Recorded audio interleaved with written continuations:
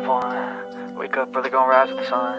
Step 2, get some good, some food in you. Step 3, think real hard about what you wanna be. Step 4, everybody just do your thing. Wake up, today's gonna be a good day. Wake up, today's gonna be a good day. Wake up, today's gonna be a good day. Wake up, today's gonna be a good day. Wake up, today's gonna be a good day. Wake up, today's gonna be a good day. Wake up, today's gonna be a good day. Wake up, today's gonna be a good day. Yo, set your affirmations, aspirations. I got shit to do, the aftermath of preparation. Good food, good mood, blood in circulation. One step at a time, yeah, that's how you make it. Set a goal you control and the steps you take them. I try to pick one thought, have some concentration. And if I make a mistake, it's called education. I try to do this every day, call it replication. Wake up, today's gonna be a good day. Wake up, today's gonna be a good day. Wake up, today's gonna be a good day. Wake up, today's gonna be a good day. Wake up, today's gonna be a good day. Wake up, today's gonna be a good day. Wake up, today's gonna be a good day. Wake up, today's gonna be a good day. So life ain't easy, yo, I think there's a reason though. Ups and downs, just like every different season, yo. Sometimes I'm high, other times I'm barely breathing, though. I always gotta fight and hide from the demons, yo. Negative thoughts are poison, they rot. Head full of flies, so here come the clouds. They'll never stop unless I can swap all the bad for the good in my head when I'm lost. Yeah, so I'ma fake it till I make it. Positive thoughts are overtaken, I got patience. One day at a time is how you operate a cadence. A flow, you grow, you show yourself a foundation. Stay away from all the shit that causes temptation. I know that I like to do it cause it's sensation. I live my life in my head like a narration. Don't expect greatness, do my best, man, I'll take it. Wake up, today's gonna be a good day. Wake up, today's gonna be a good day. Wake up, today's gonna be a good day. Wake up, today's gonna be a good day. Wake up, today's gonna be a good day. Wake up, today's gonna be a good day. Wake up, today's gonna be a good day. Wake up, today's gonna be a good day. Wake up early, gonna rise with the sun. Step 2, get some good, some food in you. Step 3, think real hard about what you wanna be. Step 4, everybody just do your thing. Well, I don't give a shit. Because if people don't like me because of the way I talk or think, that's their business. See what I'm saying? That's their business. Like, it's your business. I ain't mad at you if you don't like me. I don't give a fuck. Like, you know, it's your business. It's not my business. The question is why do people care? Well, I'll tell you why. Because they need your validation. They want you to like me because they don't like themselves. So they're looking for everybody else to validate their value. Am I cool? Am I good? You like me? Did I make it? Am I right? Huh? You know, I don't do that.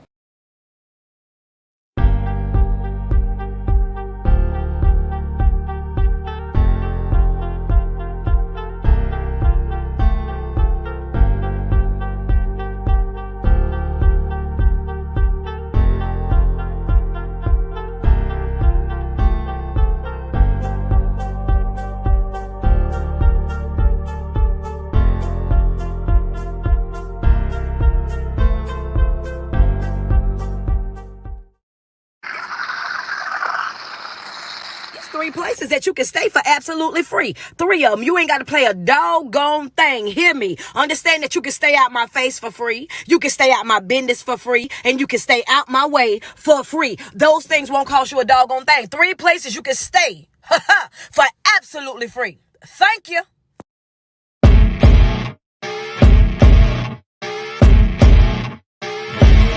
As you wake up in the morning, you want to find the latest, greatest information about criminal cases and have an intuitive conversation about the suspects associated with these cases. Head over to the Bullhorn Betty channel on YouTube.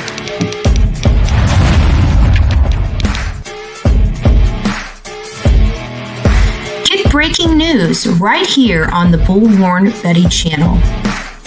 Welcome to the Bullhorn Betty Coffee Club. Enjoy your stay and enjoy your day.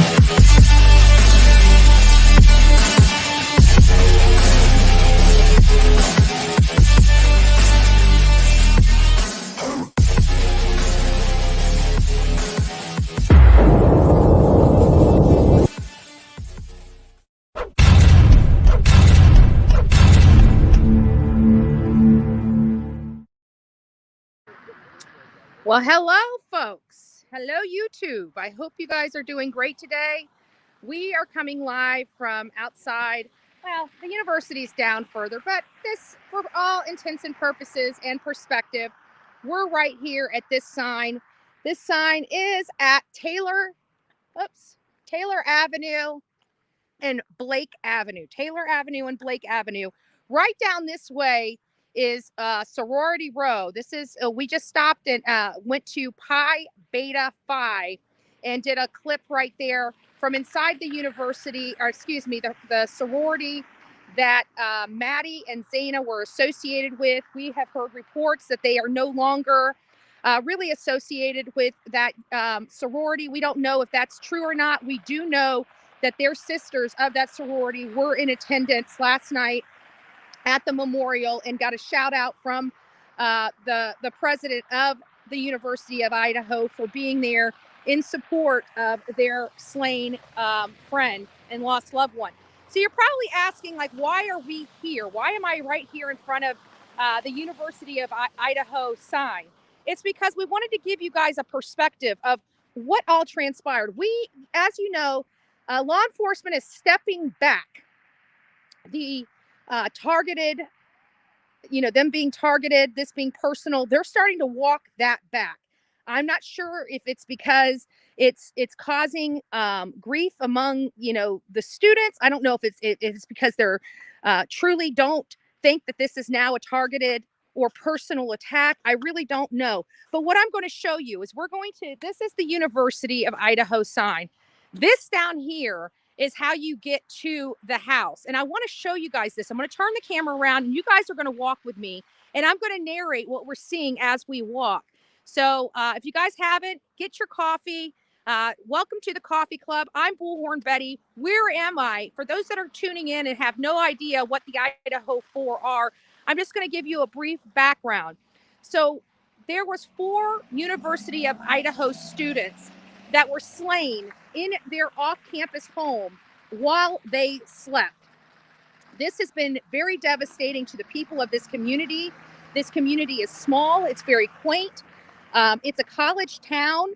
I think this college really is the driving force of this community. I think without this college, this community probably wouldn't be, it's such a small community.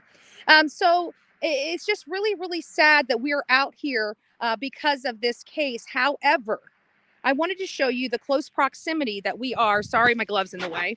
The close proximity we are to the house, and of course, the fraternity that Ethan and Zaina were last at before they met their demise. Now, we're also hearing out, and I brought it up many times, that, there's something off with the timeline related to Ethan and Zaina, because the timeline we got showed them leaving.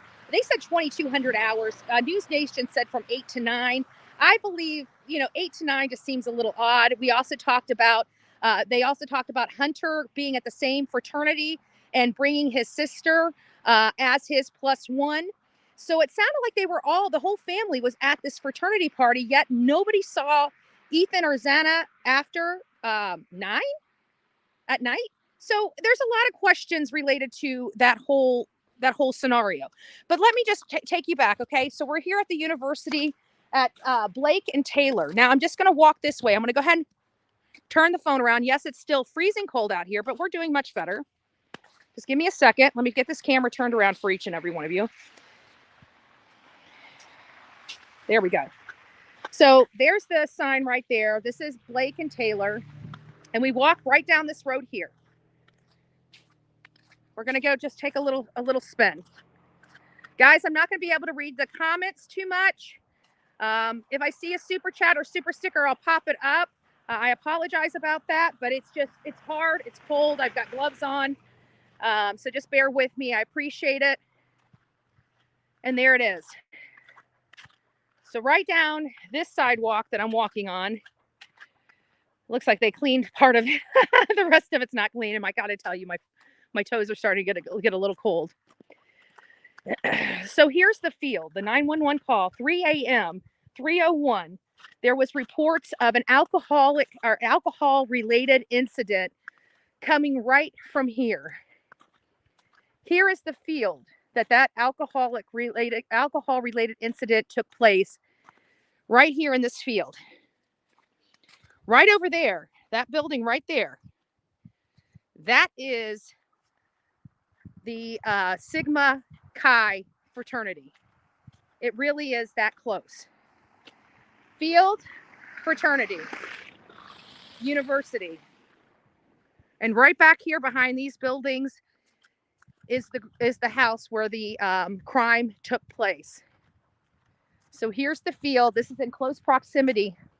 It's going to be hard. If you guys have not gotten this on your large screen TV or computer screen, you might want to do that so you can get a lot better visibility than what you can see on your camera screen on your phone. But we're just walking down this road. Again, this is the field that incident happened.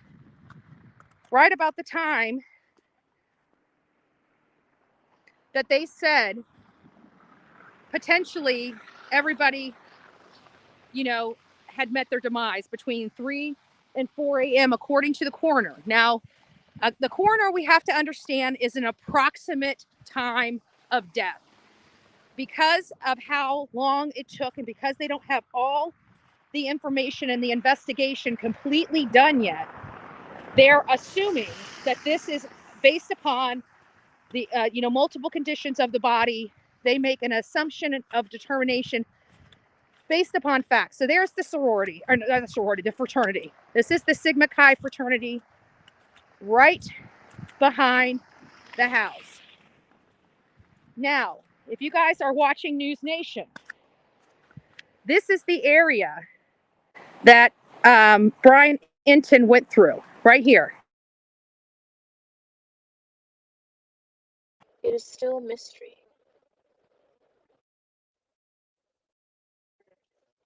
Who murdered 4 University of Idaho students?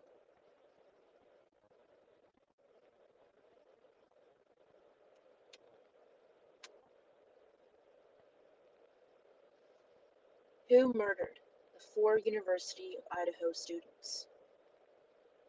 Who murdered the 4 University of Idaho students? Sleuthing through people's lives? Luckily, I have thick skin. I can handle whatever naturals throw at me. We speak with Jeremy. None of the mystery.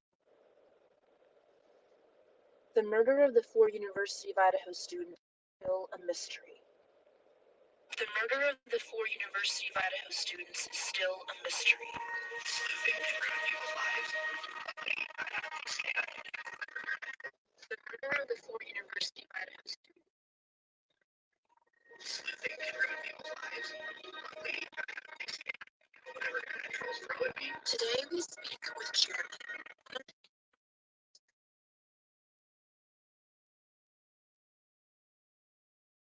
In the stand where other people have gone and used this.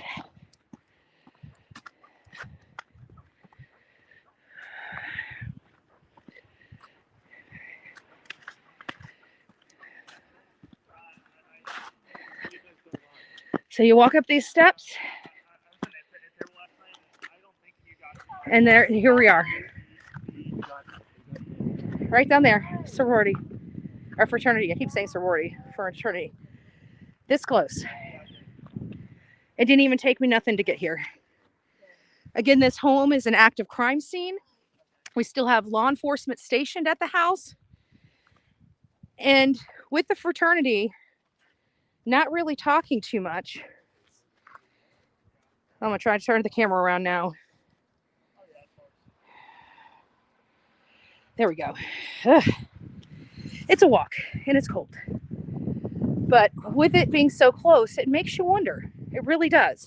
Because there's still a timeline issue, a major timeline issue with Ethan and Xana's whereabouts after 9 p.m. Did they stay at the fraternity?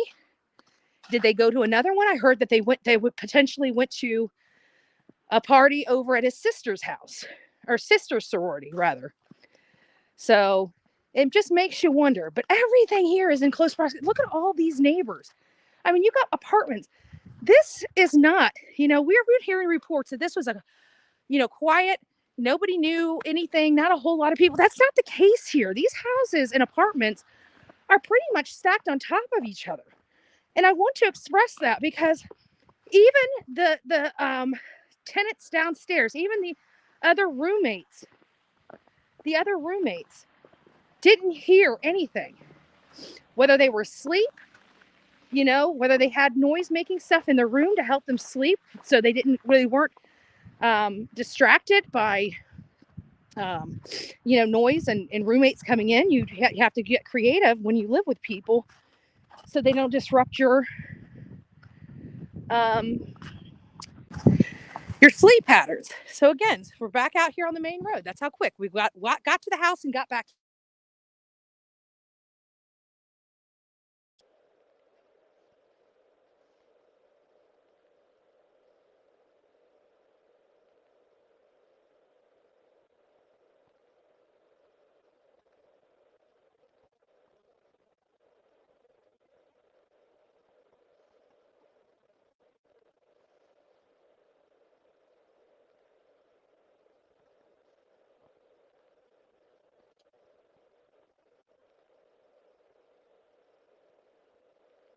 The murder of the University of Idaho students is still a mystery. The thing that ruined people's lives. Luckily, I have a thick skin. I can handle whatever naturals throw at me. Today we speak with Jeremy, one of the neighbors next to the home where 4 University of Idaho students were brutally slain. Jeremy is one of the only neighbors who have spoken publicly to media ever since the internet has ripped his life apart, making wild accusations. After the news, I'm a male next door, so instantly that's suspicious. The murder of the 4 University of Idaho students is still a mystery.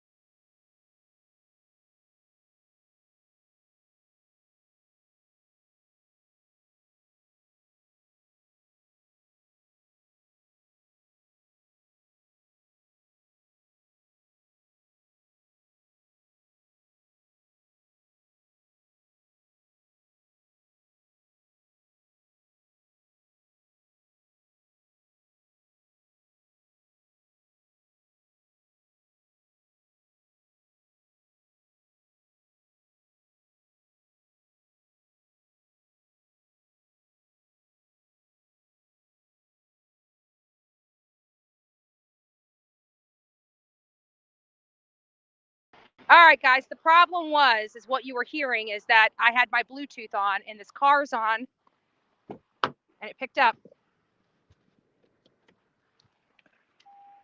Hold on just a second.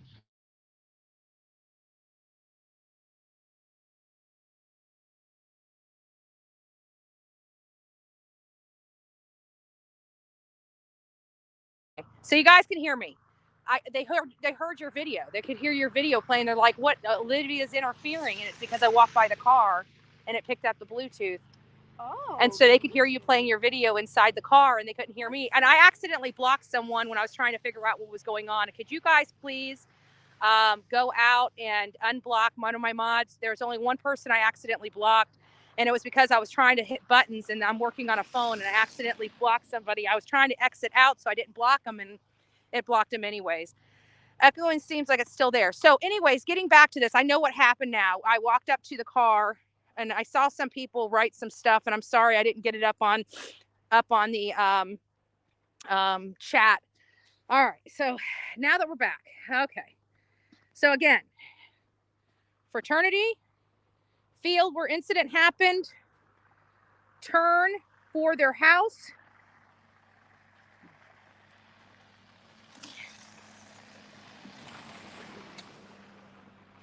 And then right up this path here, between these buildings, right up this path there, that is their home right there that you see in between these two, this place right here and this apartment complex over here. Right through there is a straight shot. I can literally see the home perfectly.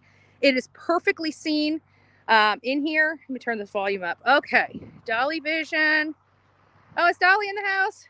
Good to see you guys. Oh, nice to see you, Dolly. Free Lolo. I see that Lolo is back in your care. I'm so happy for you. I'm getting in the car because my poor toes are getting a little too cold. They're not hurting like they did the first day. Turtle. Nice to see you guys. Yeah, Dolly and Lolo. We can say that now. Dolly and Lolo are in the house. So anyways, we're just talking. So just to let you know, Dolly, because I know you're following this case too, just the close proximity. If you're just getting here, I'll get out and walk down here with you and show you everything since you're here. But right down at the end of this road is the turn for sorority, the University of Idaho. Right over here behind me, this blue building behind me, this is the fraternity. This is Sigma Chi fraternity. This is where Ethan and Xana were attending a party. We also found out that Ethan's brother and sister also attended this party that night. And there's still about 5 hours that's unaccounted for of where Xana and Ethan were. Were they here or did they go somewhere else? Now, this right here, up this trail here, there is a driveway that you can take when you're driving. But if you're on foot, right up this way right here, in between these two, oops, I'm walking back into snow. I didn't realize there's a big, look at that big thing of snow right there. That's about 5 inches, or no, about 2 foot. But right between this fence right here, right back there, is a cut through and stairs that go directly to their home. Let me just show you for your perspective, just so you can understand this when you're explaining it to your audience. All right, here we go. So right down there, there's right where that house is. You see that house right there. There's a turn. That's Blake Avenue. What I'm standing on right here is Taylor Avenue. So Taylor Avenue to Blake Avenue. You turn down Blake Avenue and you're at the University of Idaho. Over here is that field that had received that 3:01 a.m. call for an alcohol incident that occurred. This is the field that it occurred in. Right here is the fraternity that Ethan and Xana went to. And then when you turn the camera, this road is the only road between them and the house. Just this one level. And then right through here, there is a walk path and stairs that go right to their house. That right there in the background is their house. And even if they weren't on foot, there's the fraternity. And here's the road that goes back to their their home, their apartments. And also what I want you to take note of is look at how many people live in and around here. This is not a secluded place. There are a lot of people that live around here. A lot. This whole place is filled with apartments and multi-level homes that are made into individual apartments. And here is the road. Fraternity, right there. Road to get to their house, right here. It is that close. When you look at it on the map,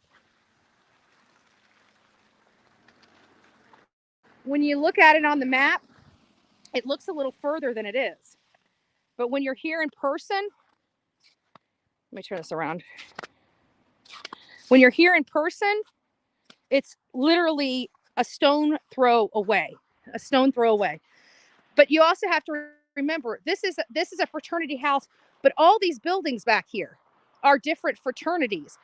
Closer and on campus of the University of Idaho, specifically, the sorority row is there. And we were just at Pi Beta Phi, and that's the sorority that Maddie and Xana were associated with. So just to give you a perspective. Man, these gloves are cheap. I'm already ripping the seams on the little glove, the little piece right here. So anyways, I'm just going to get back in the car. Olivia, I believe, is running live right now too. But whew, it is cold. Come on.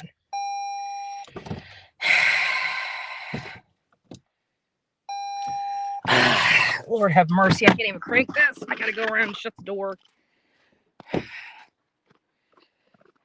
Hold on a second. Apparently, the car won't crank if the door's open. Look at the snow. That's a lot of freaking snow, guys. But today's warmer. It's not as warm as it was yesterday. I can tell you that. It's above 20. I can't complain, right? It's above 20.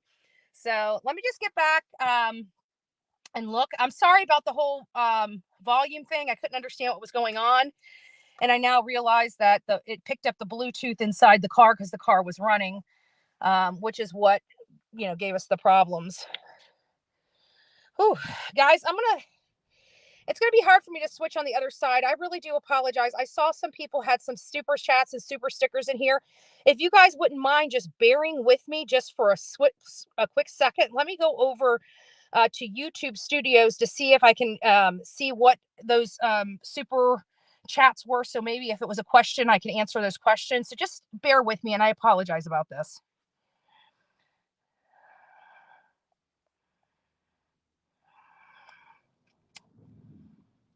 I'm sure you guys can still hear me. If you can, I'm almost there. I just got to get into the actual studio of YouTube.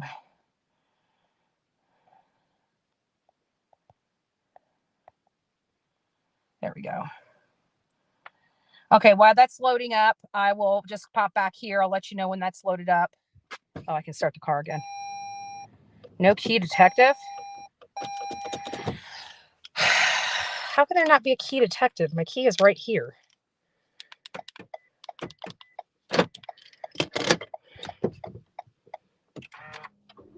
There we go.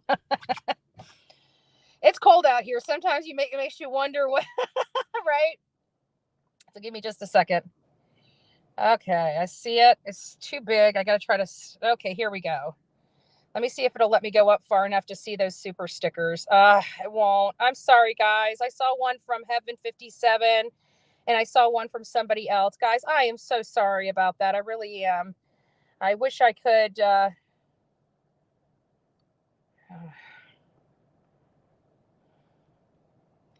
Why can't I get back over? Why can't I get back over? There we go. Okay. Sorry about that. I was trying to look. It won't let me. It won't show me who had sent those. I saw one from Heavens 57. Thank you. I'm so sorry. I could probably go in a different way, but then it's going to take me off of StreamYard for me to look at those. So I apologize about that. Guys, if you haven't liked, share, or subscribe, please consider doing so. When do you think LE will figure out the timeline? Okay, Heavens 57. Honestly, I don't know. I keep wanting to think that they already know, but listen, this is the problem. And I came live yesterday from in front of Sigma Chi fraternity house. The problem here is there's been a lot of rumors speculating that the fraternity is somehow involved, and I've been having a hard time agreeing with that. But in all fairness, new information has come out. And the new information that's come out is basically, that the fraternity is cooperating, but are they? There was some, gosh, I can't put my finger on it in my brain right now. I'm kind of trying to think of it, but there was some information that came out. Oh, I know what it is. It's the incident that happened out here. It's the fact that we don't know when Ethan and Xana left the party. I find it very problematic that there was an incident at 301. We also heard that there may have been another incident earlier that day. Yes, earlier that day with Ethan specifically. And so it is kind of making me, do you have antifreeze in your car? Oh, Shantae, yeah. This is a rental. I got it from Idaho, and it has Idaho plates on it. So if the rental car hasn't figured out that they need antifreeze, right? Not my problem. They maintain these things, so I just drive it. Press conference for Michael Vaughn in 18 minutes. Thank you, guys. I'm not going to be able to run that press conference live because obviously I'm on my cell phone. And I need my computer. It's easier with second monitors, but I can get away with just having my computer. And I do have my computer here, but it's going to be difficult to run it. There's Michael Vaughn press conference in 18 minutes. Oh, wow. Yeah, but I do have some people. We knew that it was happening. We wanted to be there, but we're too far away. The conditions here are horrible. We're going to be leaving tomorrow. So. It's at this point, we're not going to have, I was hoping to have time to at least do some follow-up on the Michael Monkey Vaughn case in Fruitland, Idaho. But with our time constraints here, the weather conditions here, it's really altered our plans on the coverage that we were going to give, because what was good about coming here to Idaho is that we could have, at least given you guys personal updates on two very high profile cases in this state. And we're kind of at the mercy of this weather. And it looks like we're only going to be able to cover the Idaho 4 case, unfortunately. We'll see what transpires in the next 24 to 48 hours. But again, we're supposed to be leaving. I still have to try to get to the police department to see if my records are ready, see what records they do have ready for me that I can just wear. We asked for a number of records. I asked for them to be delivered to me in person. And I also had some other information that I wanted to show you. And I'm going to try. You want to hold this camera? Say hi to them. Hey everybody, hope you're having a great day. It's freezing out here, but just another cool day in Idaho. Yeah. Ooh, careful, snow. Yeah, snow's just falling. Okay, well, keep that up for a second. So, no, this way. So here is, let me adjust your hand right there. So here is the makeup of the house right here. Somebody went through and kind of identified where they were, but see where it says Kaylee and Betty? That's not necessarily true. People assume that Kaylee was still living in that home, but her mother has told us that she had moved out and moved back home, and just here for the to show off the car and some BS, and they were in the room. So where that is on the back side of that, mind you, out of all of these apartments, who's on the back side of that house? Where do I think the assailant came into that house? And not only that, but when we heard that this was potentially a targeted hit, I said I believe either Kaylee or Maddie was the target, and it very well may be true. And then somebody did a nice, beautiful diagram of each floor and who was where they were. So we're going to show you this a little more in depth, but I did print this out. I thought this was a great visual aid to help you guys understand the makeup of the home. And so I printed this out. I didn't know if I was going to use it, and I actually forgot I printed it out, and I printed it on good stock paper because I didn't want it getting wet. I knew I was going to be out here in the cold weather. But either way, thank you. You're welcome. Thank you, Olivia. What a great camera holder, right? She's a great camera holder. So, oops, I keep pushing the volume down. I'm still getting used to positioning my hands on this phone. I didn't realize how sensitive the volume candles, Lord have mercy. Volume buttons were. Candle? Oh, no. Where did that come from? Woo! We need a coffee fund, folks. Like, we need some caffeine. We need some juice. We need the juice, baby. The juice. But, you know, again, this is a really strange case. What does everybody think? I'm going to throw this out. I know it's going to take about 60 seconds for you guys to start talking about this. But what do you guys think about law enforcement stepping back? Like, Dolly's in chat right now. He may have gone, you know, he pops in for a little bit and leaves, and that's perfectly fine. Just, I'm glad he's got Lolo back. That's number one. But what do you think about law enforcement walking back the targeted, you know, somebody or the home being targeted? How do you feel? Do you think they're playing? Oh, whoop, whoop. Do you think that they're playing, playing a game? I shouldn't say a game. This is not a game, but, you know, like trying to throw off the person that was involved? Do you think that that might be it? Or do you guys really believe that they are now starting to look at this in a different lens? I'm just curious. Jackie, thank you so much for the super chat. Thank you, Betty, for all the information you're bringing to us. Please stay safe and warm. You and Olivia are awesome. Yes. Olivia's been doing I don't know if you guys seen, if you guys are even subscribed to her. If you have not subscribed to the Chronicles of Olivia on YouTube, you need to. She does some amazing editing work, amazing videos. She puts this stuff into easy to understand content so you can follow. You don't have to be a rocket scientist to understand what the heck is going on. She really has a way of explaining it well in a beautiful presentation.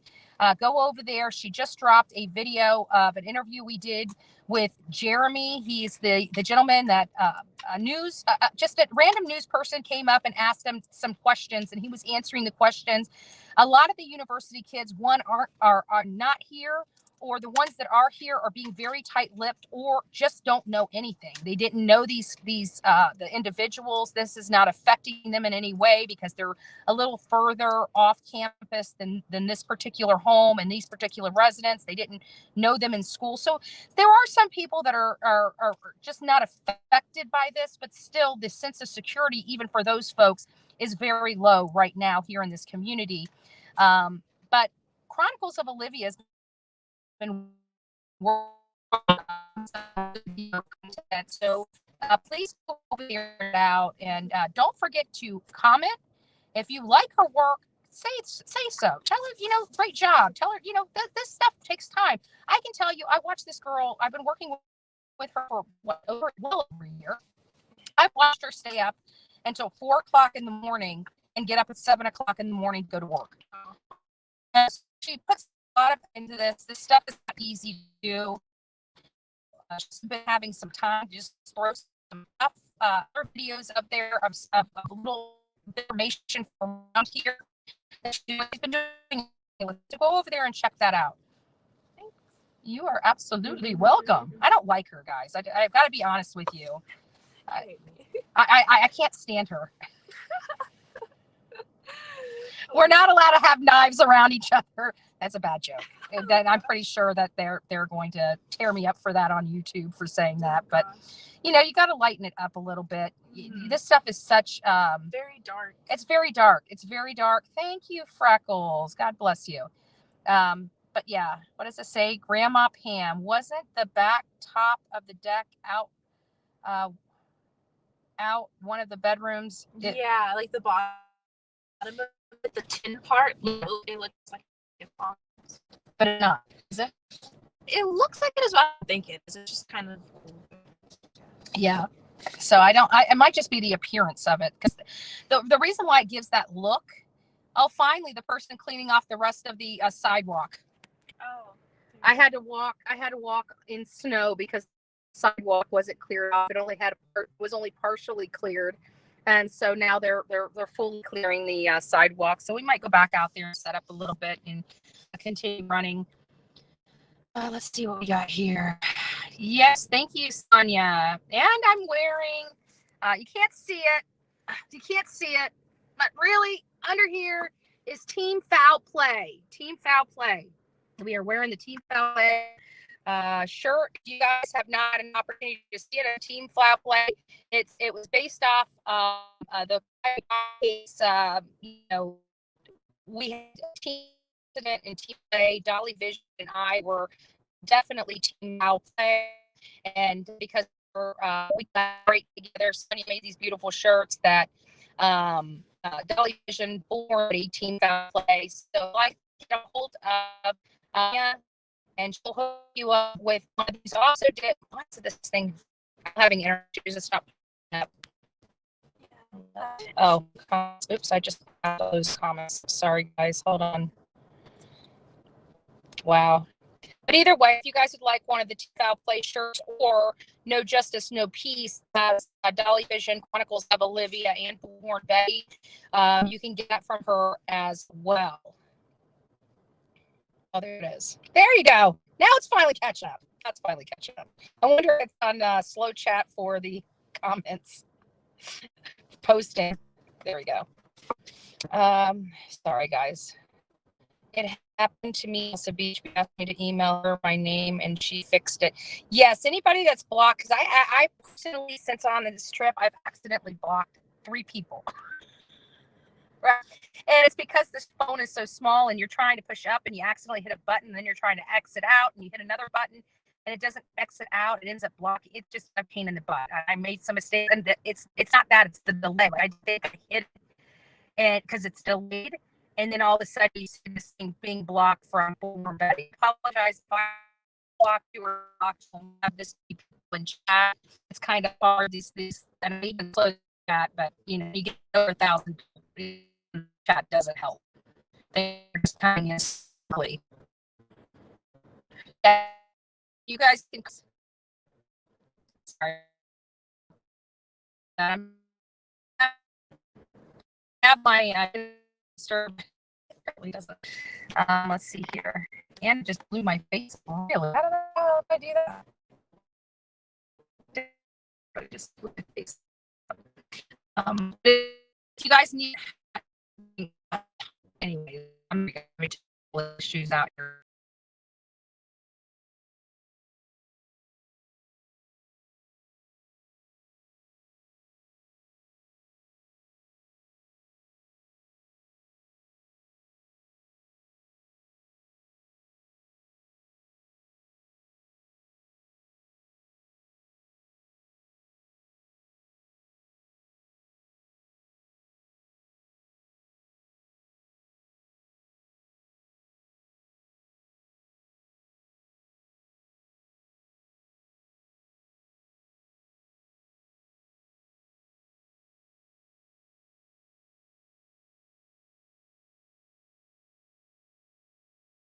We're back. Sorry, we're in a bad spot for internet. I'm just going to move around. We have better spots around here, but this particular spot, it's just not conducive for a good internet. I've got the hot spot. It's only got where it has 5 or 6 bars. It doesn't. So we're just going to pull around here on King Road. This is where again they were injured. Is that crime? Whoa! Is that guy pulling up crime scene tape over there? Oh no, that's somebody's getting towed. Okay. I am going to park back here because I don't want to go up the hill. I just don't, Olivia. So this is where I'm parking. Yeah, perfect. Okay. And I believe Court TV has got to be out here because the same person I saw last night that we spoke with is out here. Can you guys hear me better now? My comments won't be. There we go. I just did another one. Our lovely team. Yes, yes. Olivia and I work very well together, and like it's tough because I'm trying to fix this so I can put her there. Sorry guys, it's hard to figure out what's happening in my hand. But yeah, her and I actually work really well together. She has a very docile personality. I have a very bold personality, and she, just go over. I'm like, chill. What up there?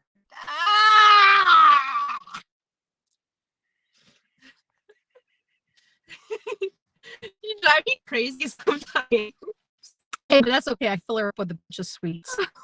Yeah, that's true. Oh my god.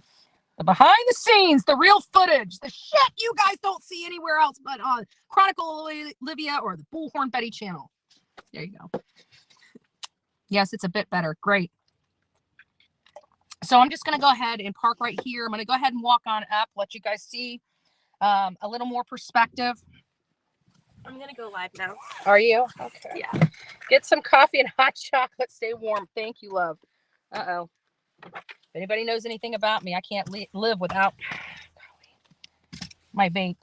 And I don't know what I did with my vape. It's a bad, bad, bad habit. Let me see it. There it is. It's a bad habit. But hey, I quit smoking. It's progress, not perfection, folks. We talk about it all the time. Progress, not perfection. Oh, there we are. Thank you, Jackie. You're so sweet. Substance kill. Tell BHB 1 hour Fox News will we be live with Gal's dad. May learn something. All right, guys. You guys are going to have to keep me posted on that because I have no way of watching it while I'm out here. Woo, this is slippery. This is really slippery. Oh, and you guys can't see it, but I'm wearing Vandal Strong. It's one of the pens that I got last night from the memorial.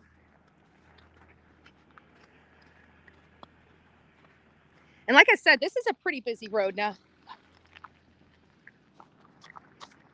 This is a pretty busy road here. I can't imagine when semester and class is in session. You know what I'm saying? Like you got to think that this has got to be lots of comings and goings because we got, I don't know, about 10, I don't know, 30 there's 3 floors here and about 10 units. And I don't know if there's 2 on the front and 2 on the back, or if they're all, units from front to back. And here's the stairs. Let me turn this around. Actually, I probably don't need to. Hold on.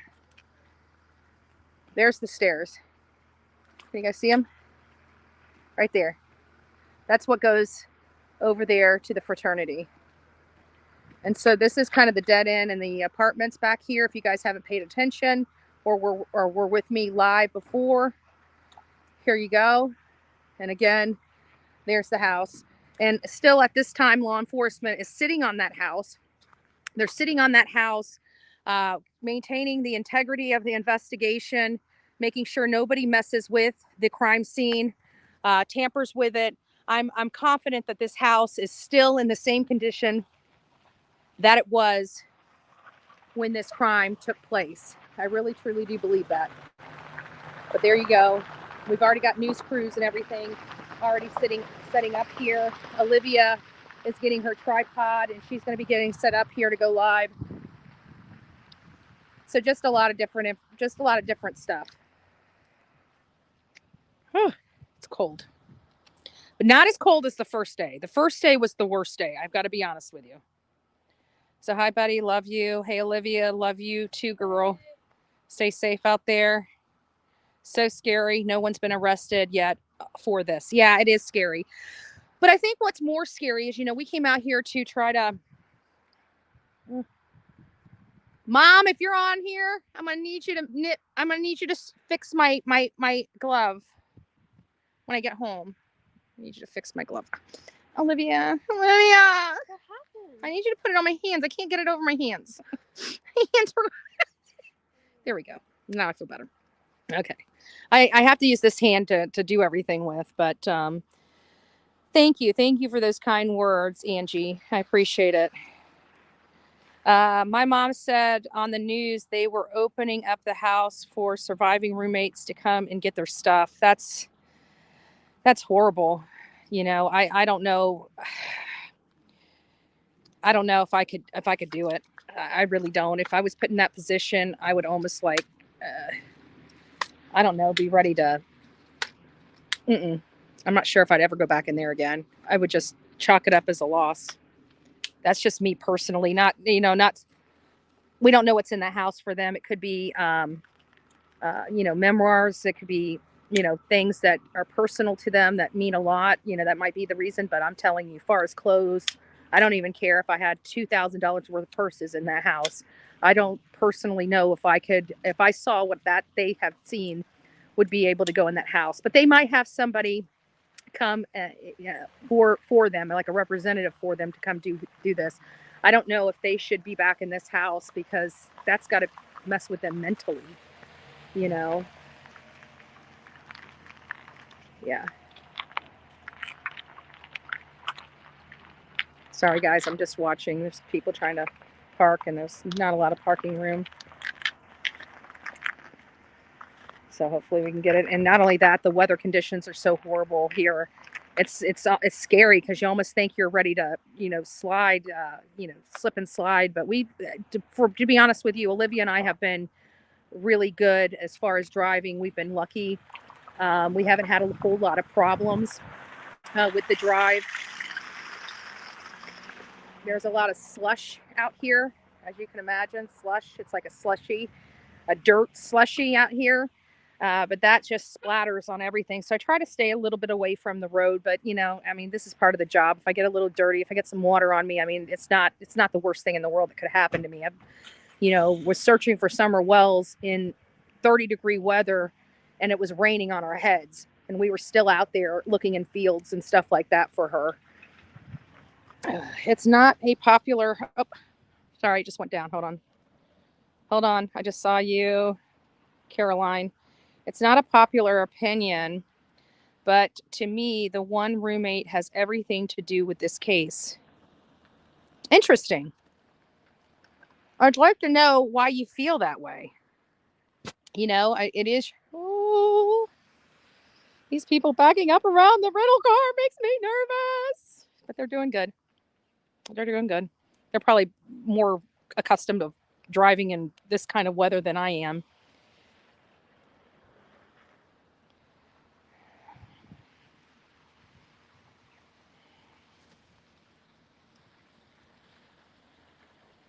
I hate driving in the snow.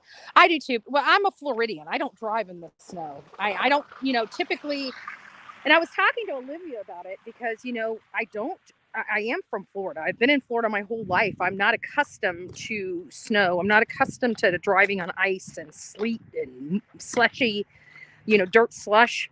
You know, I'm not used to that. I'm not accustomed to that. What I can tell you is that we've fared out pretty well. And I was telling Olivia, because, you know, this day and age, school is much different. I learned how to drive in high school. Like, we had a course that we were required to take in high school in order to get our learning permit. And I was taught, you know, we went through classes and stuff. And even though we were in Florida, they taught us how to park uphill, and they taught us how to drive in snow and what to do and all that stuff. So look like there might be a shift change coming in. Oh, do you need me to move up a little bit? No, I would just try to park it not on this side of the road, just because it's so slick and people are sliding everywhere. Gotcha. If you can, like, park it over here, or... Can I park it in front of that stop sign without having, like, right in front of that gray champagne car? Or that I wouldn't park in front of the stop sign. Okay. I know there's a parking lot right here in these apartments. Okay, and I can just take the stairs and walk over. Yeah, I'll do. I would do. Okay. This road is so bad. I know, it's been so scary. Yeah. I appreciate it. Thank you so much. God bless.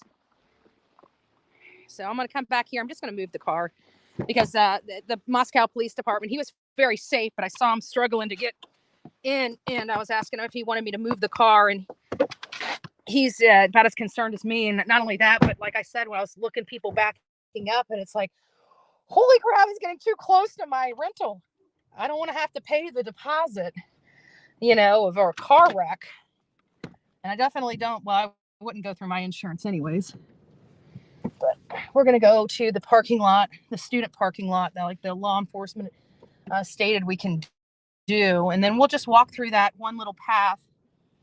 That one little path that we took to go up.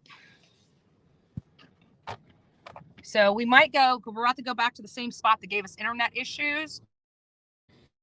So, oh, yeah, that's probably not a good. He said not to park there.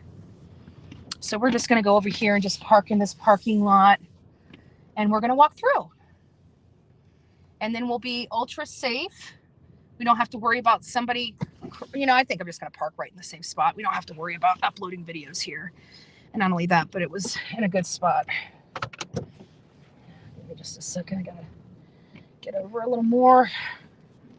There we go. Get it off the road.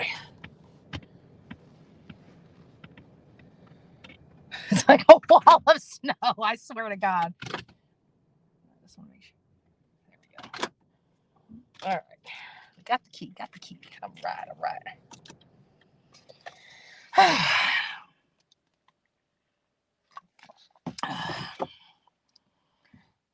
Are you guys hearing me okay? News conference on monkey. Yeah, we have a lot of breaking information that's coming out. We want to make sure we monitor it. I, unfortunately, am unable to monitor it from where I'm at right now because I'm live. I really don't have a lot of... I didn't do too bad parking, gotta say. But we're going to go back up this stair area that we... oh, man, somebody lost... Oh, somebody lost their vapes. Hold on. Oh, wrong side. Guys, go look at this. This is a lot of snow I'm trucking through. Look at my boots. It's crazy. Oh, shoot. I forgot. I need my tripod.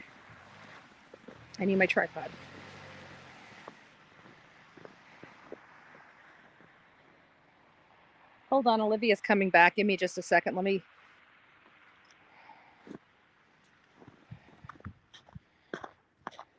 What's going on? Nothing. I just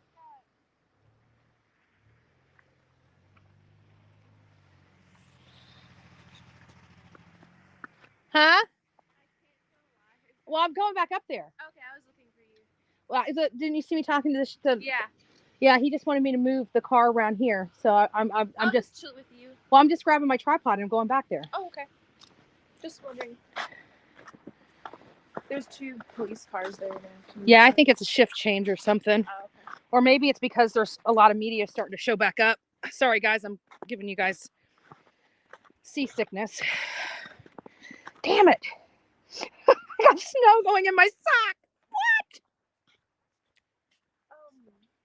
Can I ask you a favor? Hold on, guys. Let me mute you for just a second.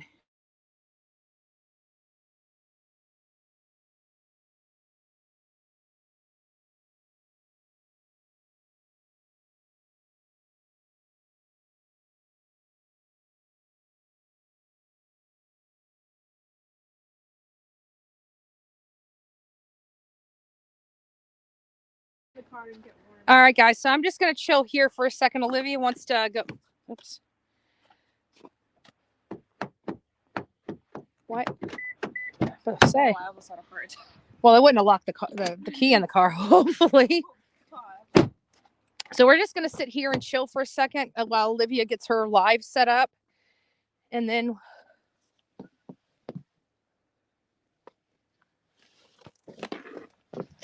Oh my God, I about had a coronary. I couldn't find my... Olivia, you got my... Here. You got mine. Oh. Wait. Yeah, you're right. They look the same. Sorry. Okay. All right. No wonder yours felt different. I was like, gosh. Because, yeah, mine sits higher than yours. All right, guys. So we're going to go in the, while she does gets her live set up. And then we're going to go back to the house. But for right now, we're just going to sit here and take a moment. So guys, if you guys have some questions, now would be a great time to ask them. If I start getting, the internet's not really good on this side. So if it starts getting glitchy, excuse me, if it starts getting glitchy, we'll have to figure it out. But for the time being, I got English Mastiff from Cleveland. Oh, I like English Mastiffs. I actually think should be a house has to be demolished. Heard the Idaho. Let me put this up there if I can. Heard the Idaho house owned by a realtor. I don't know. Terrible. Yes, it is a realtor. I know that for a fact. And because I did some due diligence on way earlier. So I think it was on the 14th or the 15th of November. I started putting records on the house, ownership records on the house. Located a gentleman that was associated with a real estate company out of Arizona. And, he's actually does this, does the whole, he sells houses to people that are going to the university in Arizona, because it's more cost effective for parents to purchase a home, pay a mortgage, and then when their children are done with college, sell the home and utilize the equity to either pay down college or give the children a head start in life. And that's a strategy that a lot of parents have been using. It was a strategy that I had asked my mom, about when my sister was going to school, because, I was thinking between me, my mom, and my older sister, we could purchase a house for my younger sister so she didn't have to acquire a lot of debt while she was in college. However, with my sister, it was a little different because my mother had been paying for a college fund for my little sister since she was born. And so by the age of 18, my little sister had everything covered. She walked out of school with zero debt because my mom planned her education as she was being born. Mom already had an idea for Taylor at that time. So Betty, put plastic bag over your socks. Yeah, and I did. My feet are fine. It's just the mere them being sunk into snow for so long. It's just your toes start getting cold, and it's just the coldness that even goes through. But it's not, like I said, it's not near as bad as that first day. I thought I was going to die. I will not lie to you guys about that. I had never felt the kinds of pain that I felt in my hands and my feet the first day we rolled up here. It was 20-something degrees here. Yesterday, it got it to a high of 38 degrees, and today it's supposed to have a high of 32 degrees. So even though 32 degrees is freezing, the roads there, you see a lot of snowmobiles out, not snowmobiles, the snow trucks, the snow plows. That's it, the snow plow trucks. And so they've been keeping these roads really clean. I could tell you here at the University of Idaho, there has been a considerable amount of law enforcement presence in and around these schools. There's a lot of on-campus housing. There's a lot of sorority and fraternity housing on campus. And so the whole time we were there, we saw noticeable law enforcement going up and down these roads. I can tell you, while I was on the University of Idaho campus, there was not one road that I went, parked, or stopped at that we did not see a law enforcement agent patrolling that area. And so that really does give a sense of comfort. It really does. And I hope that comfort is, spread. One of the reasons why I keep trying to promote the safety aspect here is because these are a lot of college kids. Okay, let's be honest. The world is crazy. The world is evil. And quite frankly, we have to live in that. These kids are just starting out. Somebody 43 years old like myself understands this. Many of you understand this because you've been watching true crime for decades. We know how ugly this world is. These kids are just getting started. They don't have that life experience. And then they have this major, major travesty, this horrific crime that happened in their very small community. These kids don't deserve to live in fear. They don't deserve to live in fear. Olivia and I were discussing, how bad we feel about covering this case because, we don't know who the criminal is. And are we silently making him feel good? Him being able to come here and see all the media attention, all because of what he did. It's really hard for us because, we have the balance of covering a story that's personal to us. If you guys don't know, many of you guys are just, tuning into me for the first time. Olivia and I have been working together since, oh Lord, September 2021. We've been working together religiously together. We've been collaborating together for a solid year. There's probably been maybe 20 days out of 365 days that Olivia and I haven't talked to each other. So this is personal because Kaylee was watching her. That means if Kaylee was watching her, Kaylee was watching me. A lot of the content last year was our travels. That means Jonathan Lee Rich's Chronicles of Olivia and Bullhorn Betty. And Kaylee was watching us. And this kind of gives us that semblance of, personality because in the grand scheme of things, she was watching our true crime stuff and now we're covering hers. And it's very sad. It's heartbreaking. She was so stinking beautiful. All these girls that lost their lives were beautiful. Were absolutely beautiful. And I never want to take away from Xana or Ethan's untimely death. I would never, ever, ever. Hold on. I got to watch Olivia. Sorry. There's a snowmobile coming. Yeah. Okay. Sorry. I have to watch out for my friend because I was about to honk the horn. She sometimes doesn't pay attention. It was so funny because on YouTube, we were watching House of Williams this morning. And so I popped in there and I said, hey, beautiful, which I always do. Every time I see Mallory online, I always want to say hey and make sure she knows she's beautiful too. Olivia's got to get out of the road. Olivia, honey, you got to get out of the road. I'm starting to get worried about you. Just move my tripod out of the way. My tripod's just sitting there. No, just move it out of the way. Come over to taking it up there. And just sit in front of this. Get over. Thanks.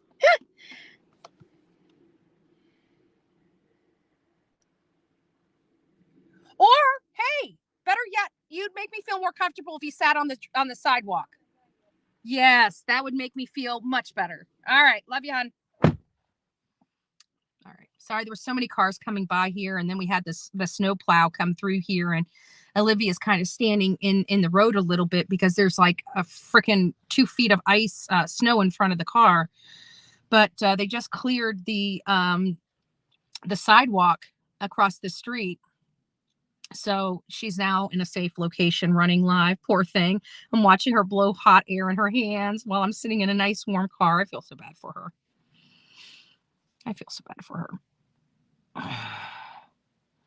Oh, do we have, I missed your, hold on, Caroline, hold on. I missed you somehow. I don't know how I missed you, but I did miss you. Hold on. There you are. Betty, lack of blood turns the crime scene. Was seen, what does it say? Betty, lack of blood from the scene was seen outside. There is no physical evidence that shows otherwise. Lack of blood. I don't think there's any lack of blood from the information we're getting from.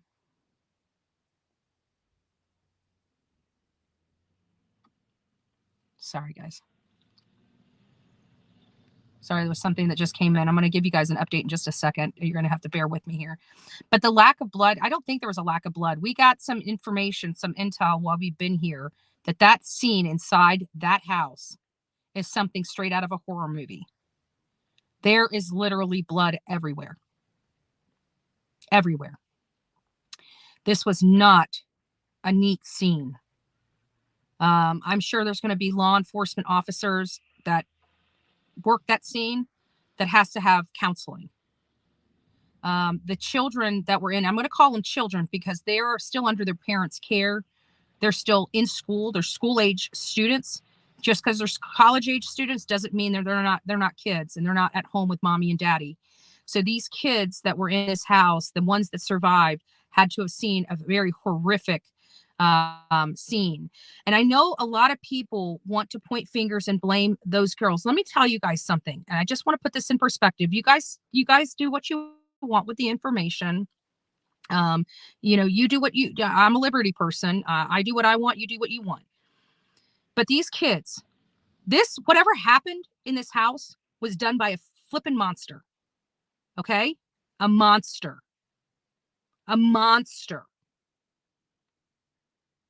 This idea that this was something that had to do with one of the downstairs roommates or their boyfriends, that's not what we're getting here. It's not.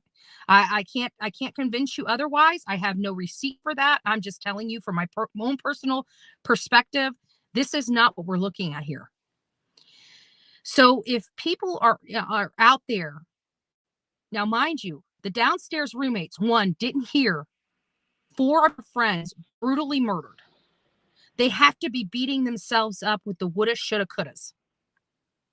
Then when they finally wake up thinking it's a normal day, they're sleeping in, it's a normal Saturday, they're sleeping in, they don't have school that day, they want to sleep in until 1 o'clock. Trust me, college age students, that's not uncommon. But then to go upstairs, and mind you, the second floor is the living area. That's the living room and that's the kitchen. So what do college kids do? They eat an awful lot. So I can imagine that this particular student went up to the kitchen and everybody's saying, well, we should see blood, blood trails and all this, that, and the other. How do you know that there's not blood trails? That may have been exactly what the roommates saw that prompted them to go into the room where they found Ethan. Yeah. Our friends to go to the house. You want to go over there now? All right, guys. Give me just a second. Should we walk over there? Yeah. We have to. Yeah. We can't drive because All right, guys. We're going to load up here. But, they saw that. And people are trying to say that, they may have some culpability in this. I'm telling you, this was a flippin' monster. This is not who we think it is. I can tell you guys that right now. I need to get my backpack because I'm going to have to. Oh, get my thing out of the road. I'm sorry until I get everything. Because I got to load up the backpack. All right, guys, what we're going to do. Oh, God, this shit's so heavy. You guys have no idea what I lug around. I literally lug this backpack right here. And it has I'm serious. When I say about 40 pounds worth of weight to it, it's 40 pounds worth of weight. And of course, everything's stuck on everything like it always is. So, guys, I'm going to have to set you down for just a second. Hopefully this stays.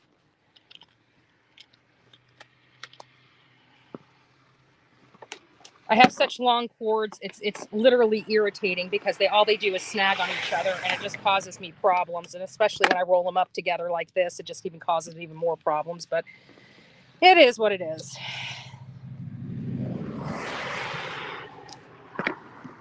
We got batteries. I got the phones. I got 2 phones. I'm on the Apple right now, but I might change over to the Motorola so I have access to my Apple for, internet purposes for me to get some information because I saw that there's some stuff coming out. Okay, I got everything just about packed up. Stay with me just a little bit longer. I got to put my vest on. Oh, of course, everything is... Sorry, guys. Did I hit something? What did I hit?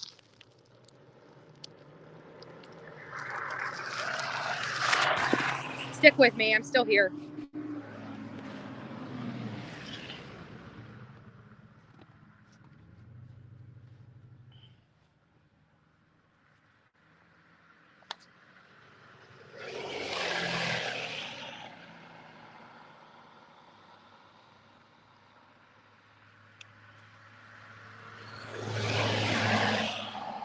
All right, guys. Now we're ready.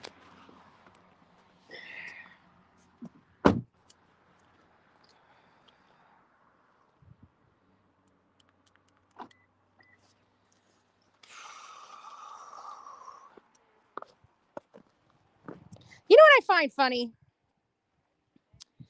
The haters. They want to talk mad cash shit. They want to send people all over the place until it's snowing out. And then they have no balls, right? Then they have no balls. When it's snowing out, they can't handle Bullhorn Betty.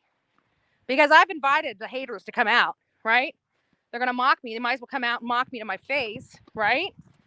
But you know what? No clowns here. No crackheads here. Where are they? Oh, it's too cold and too expensive for them. Gotcha. Gotcha. Savage must be running out of money.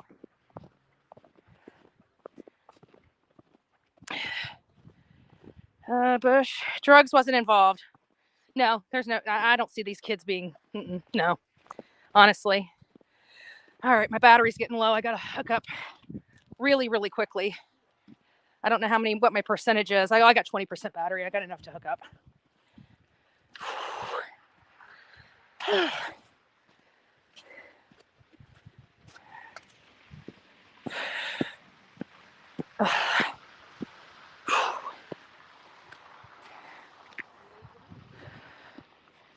Okay.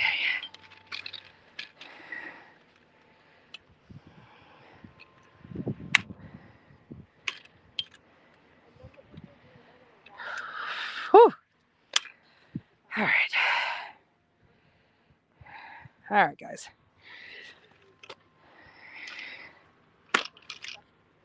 Give me just a second. I just adjusted my...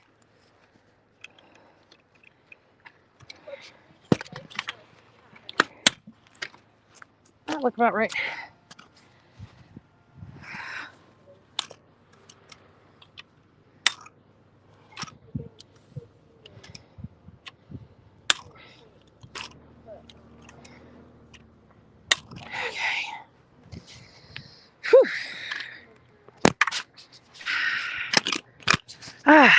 Golly, everything fights you.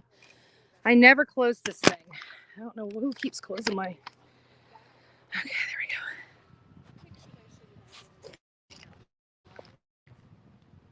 go. Okay. Here we are. Whew.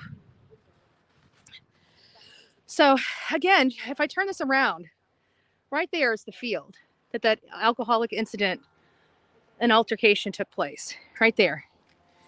And then we come back over here and here's the house. And like literally, there's the stairs. There's the stairs. There's the field right there. Right past those cars back there. There's the field. So, and then here's the apartments behind me. So there's a lot of people. I just want you guys to look at this. Let me give you a 360 view of this. Hold on. Tighten that just a little bit. We want it to turn. Look at this. We have all these houses in and around this community. Let me go back. Let me pan this way. See, there's a lot of residents here. This is not an isolated home. This is not an isolated home by any stretch of the imagination. This is, I can tell you that there are easier targeted places than this.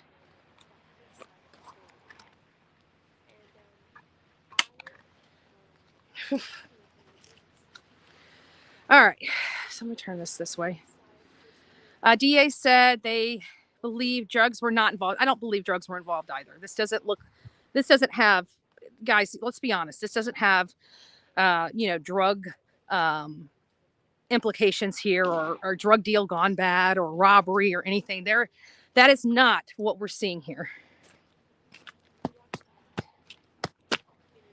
It's just not. No matter how you twist oh, that's right. I got to get my battery and stuff out.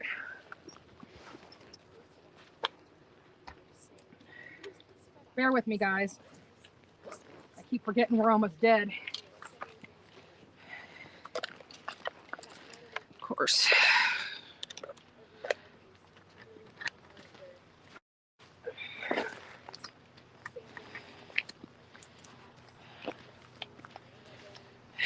All these damn cords that just get...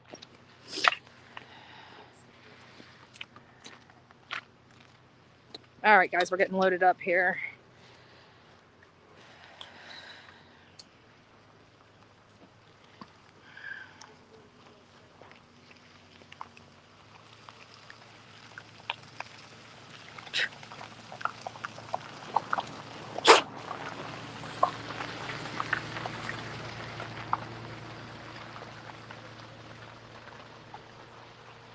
Check and make sure that's charging. I'm not sure if this is charging or... Oh, it's not charging. Okay. We're getting charged up now.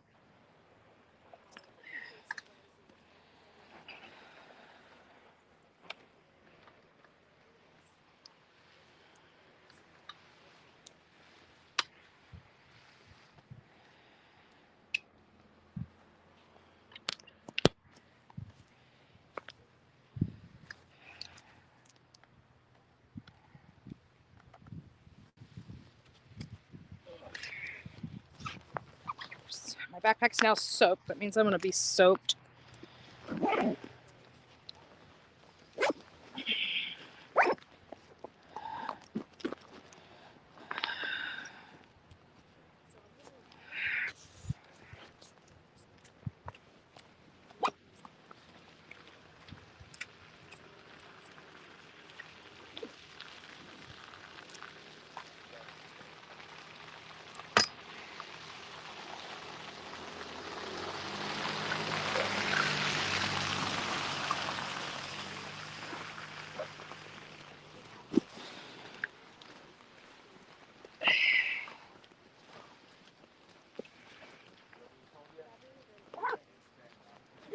Well, I can't find the other phone, so I guess I'm not going to plug in the other phone.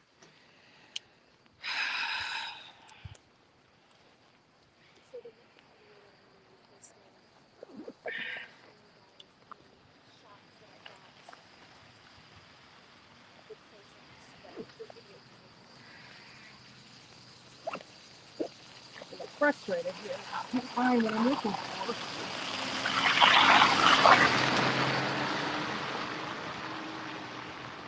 Oh, yeah.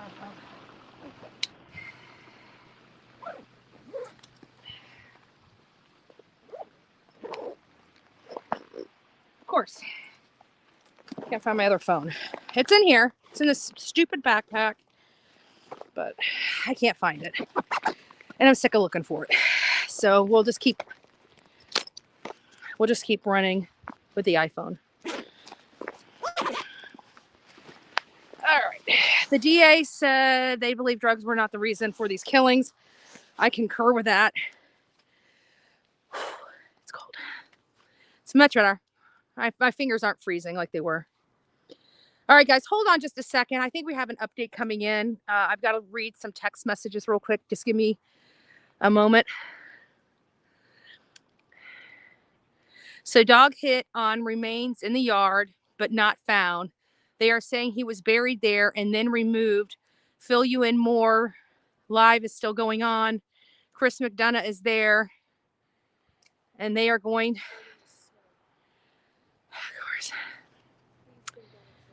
Chris McDonough is there, and they are going to start digging neighbor's yard tomorrow. And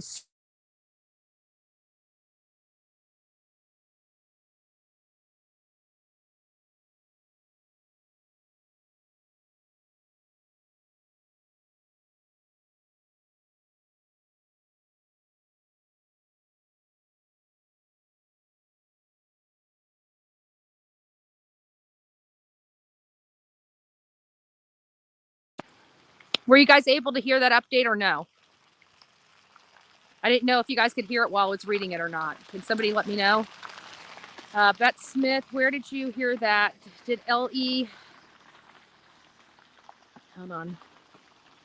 Did L.E. state that, or is that rumor? Bet says, let me go up to Bet's. And it won't let me go any higher. My internet's just not, I don't know what Bet said. I wasn't paying attention, but I'm interested in the response of that. Do we have any new updates coming out? The new update that is coming out, many of you guys know the memorial was last night. for the four slain University of Idaho students. And while there, we learned some new information. The new information that we learned was that Maddie and Kaylee, died together. They died in the same bed. They were best friends. They had been best friends since the 6th grade, and they have been inseparable ever since. And, they lost their lives together. They went together. And, as heartbreaking as that is, that just really kind of stead the story of Kaylee and Maddie. They were everything to each other in life and now in death. It's almost poetic. It really is. It's almost poetic. We also learned that law enforcement is now backtracking and stepping back away from the fact that they believe that this was a targeted killing. I think that's unnerving the students more. The students felt a little more safe when they knew that this was a targeted killing. This was personal. And now that law enforcement is kind of walking that back, I've got to imagine that that's pretty unsettling and uncomfortable for the people in and around this community. See, they moved him to Texas. I knew it. And we talked about that. If you guys remember that we went through Stacy Wandra's Facebook profile. And I said that something happened in September 2021 where both him and Sarah felt almost relieved. And I have a funny feeling at that time is when they moved. So if anybody can bring law enforcement, if Lana is watching, if Brandy is watching, if law enforcement in Fruitland, Idaho is watching, you might want to look into where they went in the September area. They went, according to some of the posts, to Texas. When they came back, Stacey is talking about his wonderful walk with the path, and everybody come walk with him. And something happened at that time. And I believe 2 months in, when things started cooling off a little bit from all the searches, that may have been the time that they decided to relocate. I don't know if they would have relocated into the neighbor's yard. I think I think that they relocated further away so they felt safer. But who knows? It looked like 1100 and 1102 were attached by a gate. That's not a whole lot. We know people in the 1100 Red Wing house are RSOs, both husband and wife. And then you got the Wandras. And then you look at the Wandras friends, and you've got more RSOs in their wake and people that they hang out with. And it makes you wonder what truly happened to Michael. This is a very unsettling. And I'm pretty sure it's very unsettling, not for just our community, but for the Fruitland community, Fruitland law enforcement, and things of that nature. It's starting to snow a lot more. Yes, guys, we have over 1,000 people in this chat right now. Please, if you guys are just tuning in, please go out there and hit the like button for this. As you can see, I'm standing in Fruitland, Idaho, Mascow, Idaho, in the snow. It's 32 degrees out here as we come live to bring this story to you in real time. So please, consider liking, sharing, and subscribing. Turn your notification bell to all so you make sure you don't miss any new and upcoming content that's coming out from us, me and Chronicles of Olivia. Chronicles of Olivia is set right up over there in front of the house while I'm set up over here across from the house.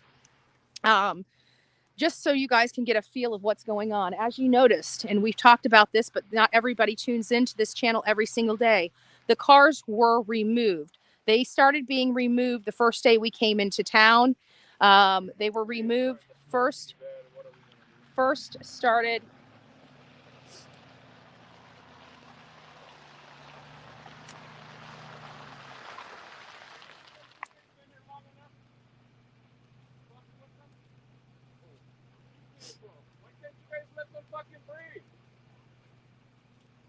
Why can't you let them breathe?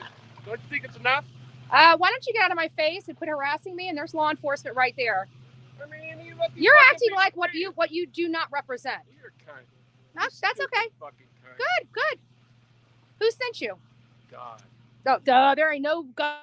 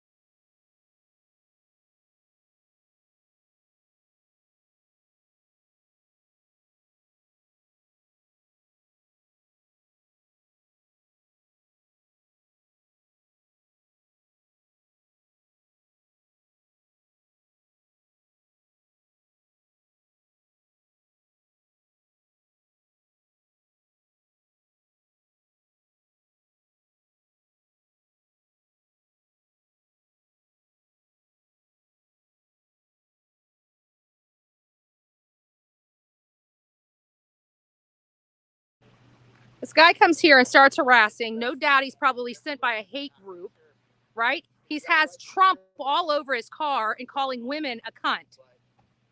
Great job. Great support for Trump. Great support for Trump. I've been over here minding my business for days.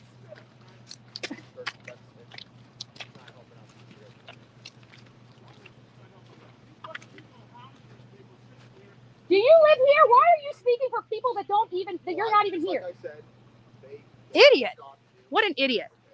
What an idiot. And now he's getting himself talked to and saying, oh, they have every right to be here. Well, of course we do. This is America. He represents Trump, which is supposed to be First Amendment and all this other stuff. And he's talking to women like crap. And he thinks this is respectful. This is what Trump is coming to. This is the kind of representation we have for him. That's a shame. Truly is a shame.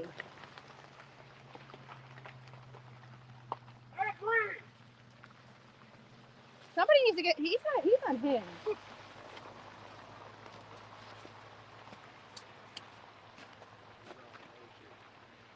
He almost hit him. He comes over here, calls me a cunt, and starts harassing me. I'm just over here running a show. You guys better watch that man. Something wrong with him.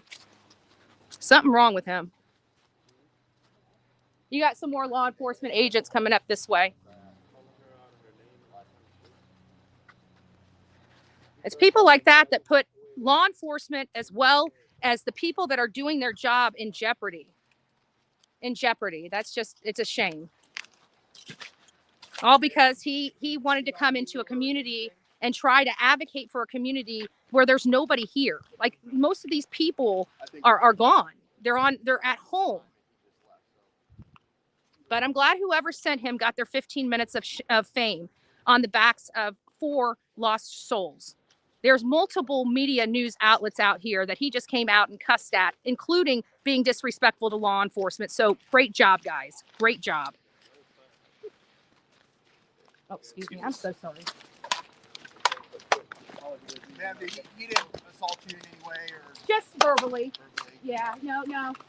That's why when he started calling me that, I can tell you I did not spit on him, but I sure spit on that ground.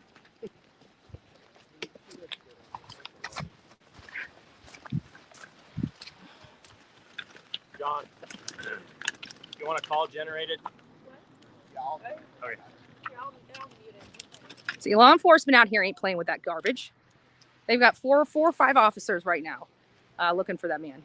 You know, they were wondering if he assaulted me, which he did not. Verbally, yes, he did.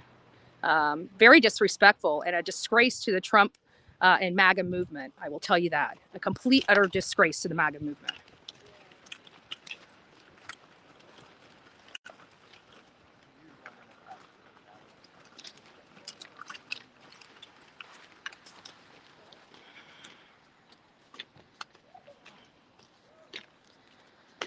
Okay. Why does the house look on a lower level elevation equal? This guy came up here. I was in my car, and he came up here and started yelling at her. And as I was walking up there, he shouted something at me. He was shouting at every single. They were telling us that we all should be leaving. We have no right to be here. We're suffocating the community. It was some crackpot that comes here from somewhere else when nobody's raising any kind, and he causes all the chaos here. That's just a shame.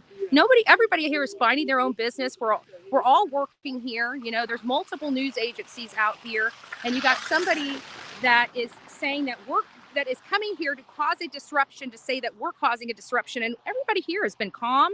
We've all worked together. We've all gotten out of each other's way when we needed to get out of each other's way. We've been covering this case very well. Lots of the same faces that I see around the country. So it was just absolutely unnecessary, and shame on him. And anybody that sees that car, that is not a Trump supporter. That is a disgusting, despicable piece of shit.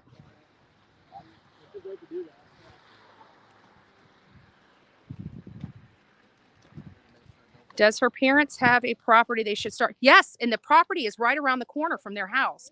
JLR actually brought that up with Michael Monkey Vaughn when he was doing a research on the Wandras. I saw a video come out on his page that identified the second home of her mother, and even the criminal record of her mother. And believe it or not, Sarah Wandra and her mother were actually arrested for identity theft in September 2012. And I keep wondering, you know, they seem like they were conning. They were conning folks. So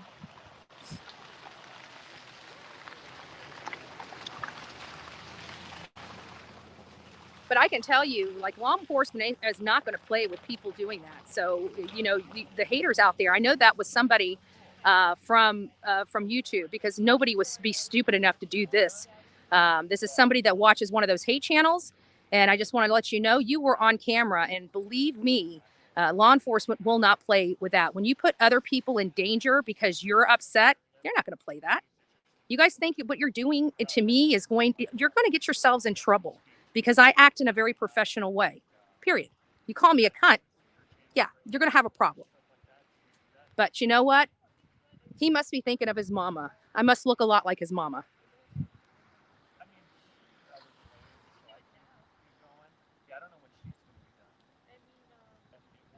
But yeah, love for him to press charges on me.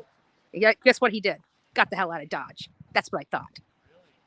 Good idea, buddy. And a big guy too. You bet your ass that man beats his wife. That man that was just in this white truck with those Trump signs. You bet your ass that man assaults women. Bet your ass.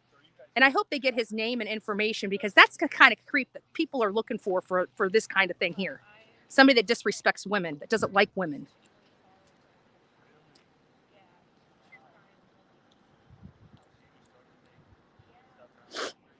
Yeah, I don't know. With that knife, I mean, I don't know. I don't think that something like this is it. The reason why I think it's a one person, because sorry, I looked down there and I thought that was the car, my car, but my car is over on the other side. He tried to say, and that's another thing the guy said. The guy said, "You're clogging up the road." Dude, my car is in a parking lot spot right over there, away from this road, because this road with the slush and everything was dangerous. And I respect law enforcement, and law enforcement suggested that I might want to consider parking over there for the safety of the vehicle. And I took a suggestion.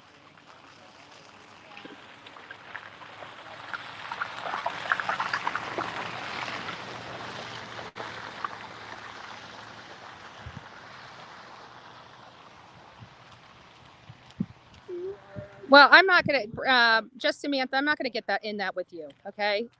First of all, you know, can you mute that for a second?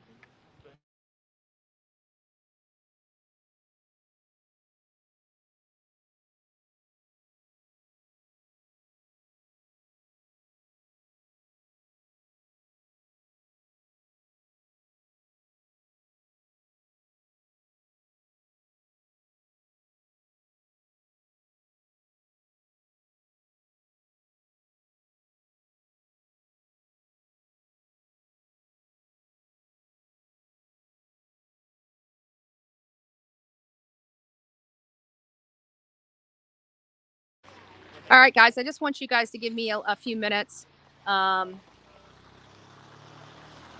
This is much more difficult to have killed two people in the same bed. They couldn't stab two people. No, but you can go boom, boom.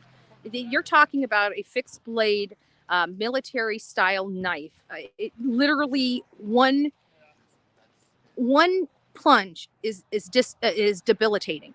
So you only need one. You can go back and finish it. I don't know if that's the case, but this idea that you can't disable two people in their sleep. Think about it. They're waking up. They don't know if they're dreaming or it's a nightmare. I mean, they're coming to as all this chaos is going on. The pure shock must have almost froze. You know, they could have just froze. People don't understand how shock works. I recommend that you guys look into that. Do some research on what shock is and how it affects people. I think that might be that might clarify some things for our audience related to what has been going on. So check that out.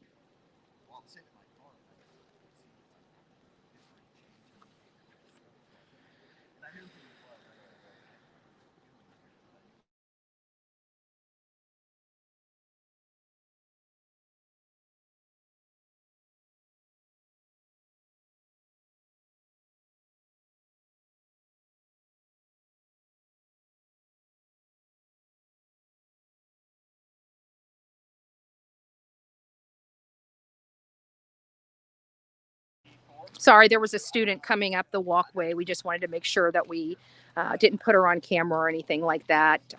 You can tell that this is very difficult for the students here, guys. I mean, it's hard, and they got to walk by this house, and they've got to be reminded of what happened. And I'm sure, especially that was a female that walked by me. This has got to be terrifying for the females. Maybe the men not so much, you know, because men, they're kind of macho. They're kind of egotistical, you know, especially at this college age. They're 10 foot tall and bulletproof. So, you know, I don't know if this is affecting the men, maybe some of them, but I have to think that this is affecting the women of this community more than the men, because, you know, the majority of these the victims were women, you know, young ladies and such. So it's really, really, really sad what is transpiring here in the community. The after effects of the after effects of you know, this murder and what it represents and how terrifying it is. You know, in a situation like this, you would always be hopeful that they got an idea of who the perpetrator is, or who the person of interest or persons of interest are, and start working to build the case, you know, to see if the evidence aligns with that person.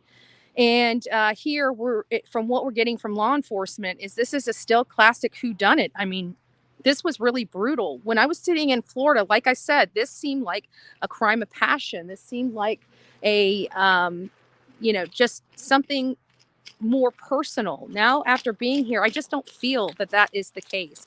Anyways, guys, give me just a moment.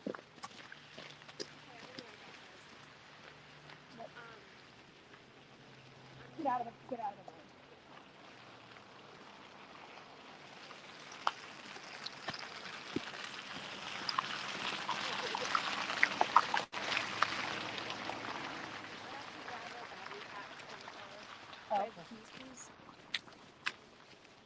You drop the keys, I kill you. Okay. Oh, I shouldn't say that here.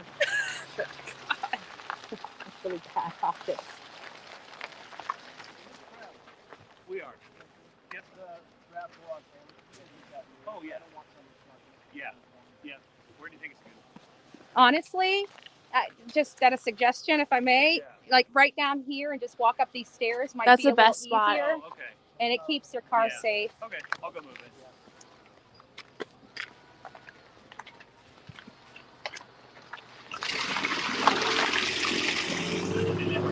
Huh? Are you paused? Yeah, here, I can, let me just move.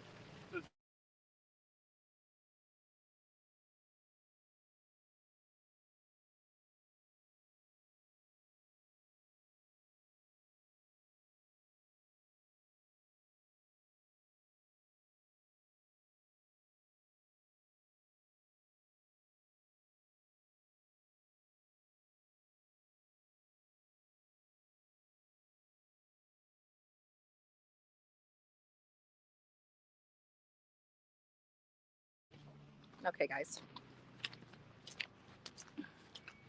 Ellie has all that he said. They think that Brandon guy and the other guy is involved too. Yeah, there's, I guys, this is, when it comes to Michael Monkey Vaughn, I know we're kind of getting off topic of what we're here, in front of this house for, but that's okay because there's a lot of stuff going on in Idaho today. The press conference in Fruitland on Michael Monkey Vaughn. We've got the stuff going on here with these 4 beautiful souls that were lost entirely too soon. And, it's one of those things where with Michael Monkey Vaughn, now that we're starting to see a little bit of what's going on, it does not look good. It does not look good. We kind of realized when they were digging up just the mere time, we knew that the percentages were so low for him coming home, but we were still hopeful. And then with all the new information coming on, in and around this case, and then now hearing about the RSOs next to them and the friends that are RSOs and some of the comments on social media that we saw from a couple of the friends that were in the car with both Stacy and Sarah Wandra, and the mere fact that they keep picking up random guys and bringing them back home. And it's odd to me. What are they doing? And it just makes, it breaks my heart. It breaks my heart. I can't even imagine being put in Brandy's shoes right now. I just can't. God bless her. Let's keep our prayers going for the Vaughn family. The Vaughn family needs all the love and support that we can muster for them. These families behind me, they need all the love and support that people can muster. It's a little unnerving and unsettling. But the messaging I still think from law enforcement, and I got to be honest with you, we were on the University of Idaho campus, just driving around, seeing what was going on. And there was not one road we went down. There was not one place that we stopped. There was not one that we didn't see law enforcement really, they were in present. I mean, they were monitoring and keeping everybody safe on campus. So just for the parents that are out there that are trying to decide whether to send their kids back to this university or not, I can personally tell you from me that while we've been here, I have seen law enforcement everywhere out here, everywhere. You haven't been able to turn down a road, like I said, without seeing somebody. They are protecting this area very well. They're keeping the community safe here. So if you guys are nervous or scared, I mean, I do understand that. All I can tell you is that they have really ramped up security around here, and they are really working very hard to make sure that everyone is safe in this community. And that really is the messaging that I just want everybody here to know, that they are working around the clock to make sure the students, the staff, the residents, even people like me from out of state are safe here. I feel safe coming here. When I go down these roads and I see law enforcement at every corner, I feel safe. These students, they can walk out if they feel in danger, literally walk out and find a law enforcement officer. There's buttons all over this campus that they can use. They also opened up that for 24 hours, they can actually use a phone and make a telephone call and have somebody literally, walk them to their vehicles, and from their vehicles. I lost the key. Ha ha ha! I already saw it. Don't give me a heart attack.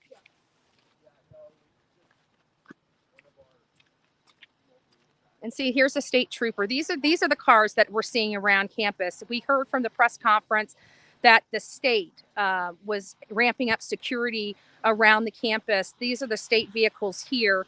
And again, they're everywhere. There's not been a place that I've went anywhere around here that I have not seen law enforcement. They're doing a phenomenal job. And I just want to let everybody know that. I know a lot of people are fearful. We should be thankful that there weren't more, right? That there weren't more. And like I said, we have to put ourselves in these families' shoes. And these families are suffering right now. They're suffering, and this is something that they'll never get over. And it's right before a holiday. It's really, really, really sad. So, I don't know what we can do other than pray. Hold on, guys. Sorry, I'm having problems with the internet. I'm freezing up over here. And anyone over there, we'll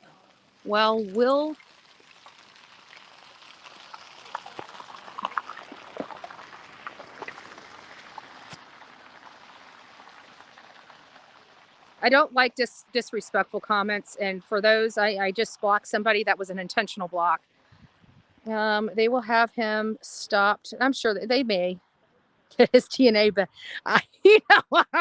dude, I'm just saying that guy was a little cray-cray. And if it was going, I would say that guy was a little older than the 35 to 40 if we were going off of Dolly Vision's theory. But just very rude, very disrespectful, and a disgrace to men around this country. I'm sorry, you just don't do that. That was disgusting. He's a pig.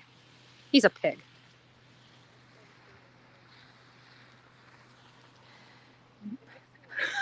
Right? They are looking. I mean, I'm that's kind of a nervous laugh, to be honest with you, because they are looking. Nobody knows who it was, and that guy was a little intimidating. I got to be honest with you. I'm glad he didn't get out of his car, because then I'd be fearful for my life. And who knows? Who knows? He actually doesn't represent him. It's all over his vehicle.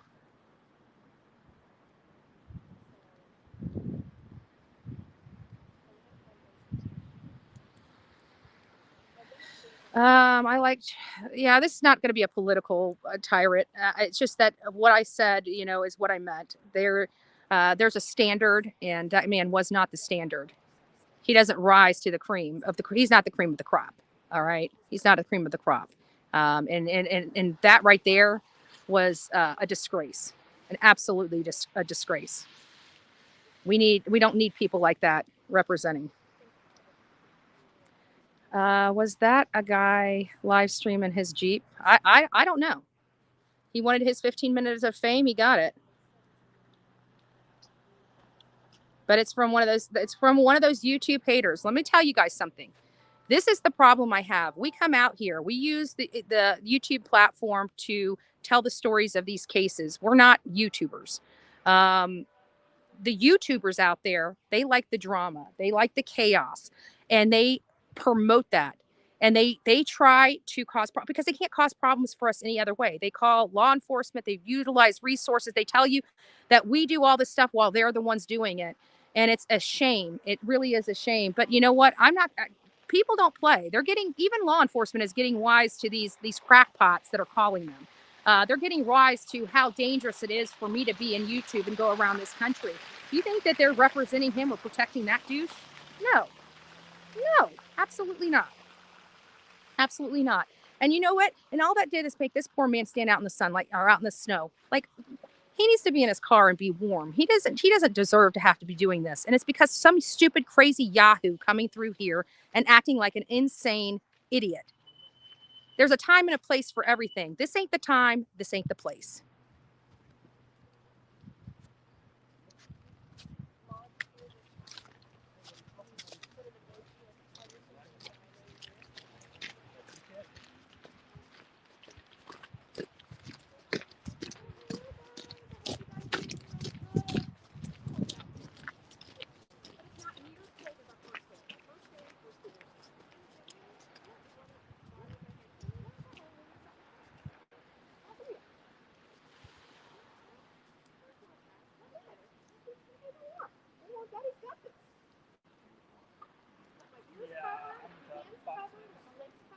You know, the only thing I have a problem with is the toes. Because the toes are always, it doesn't matter, like I got like socks, socks. It doesn't, it's the coldness of the shoe being in the snow.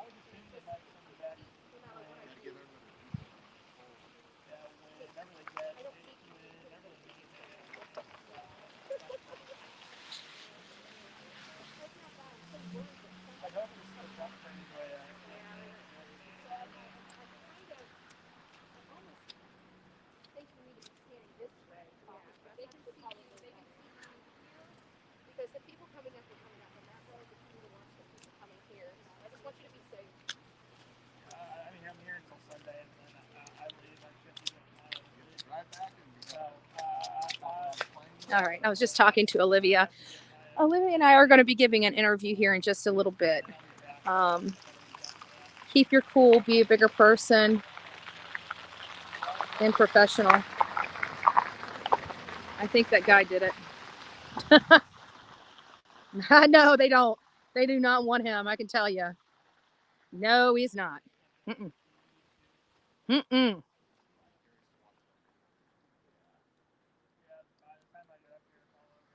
I think he's jelly. That's what I think he is. I think he's jelly. Because I have more political clout than he does. I have more clout on anything. I'm Bullhorn Betty. Like, give me a break. I'm known around the world. That guy he's not even known in his own county. That's a shame. Thank you.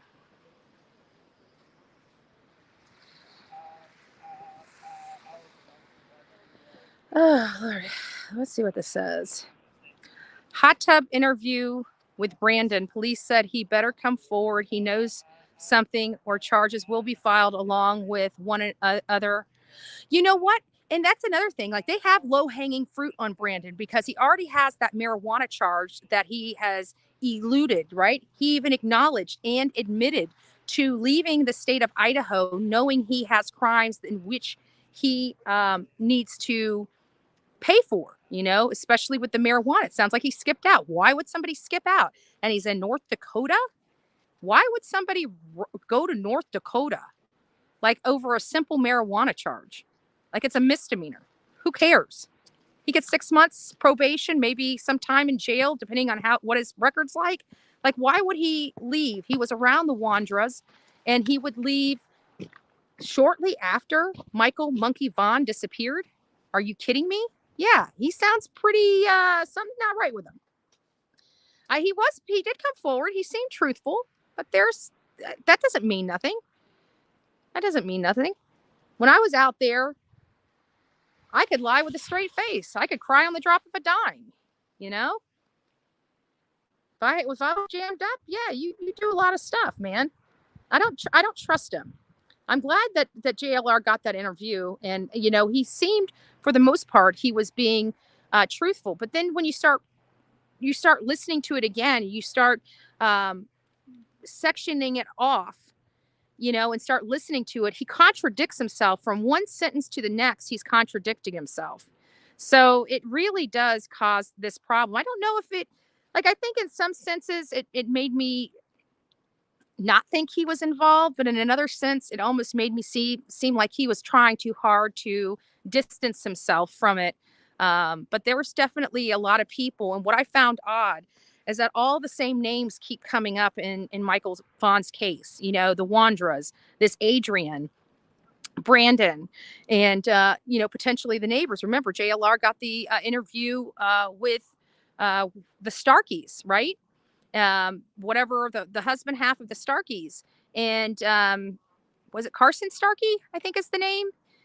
And he was distancing himself from the Wanderers, and I find that odd. He was like, "Oh yeah, I really didn't know him that well, blah blah blah." And then as he's talking to JLR, he's like, "Well, I did work on their car." And then it's like, "Yeah, and I had to feed the cats in their house, so I have a key to their house." Are we ready? Okay. All right, guys, hold on just a second.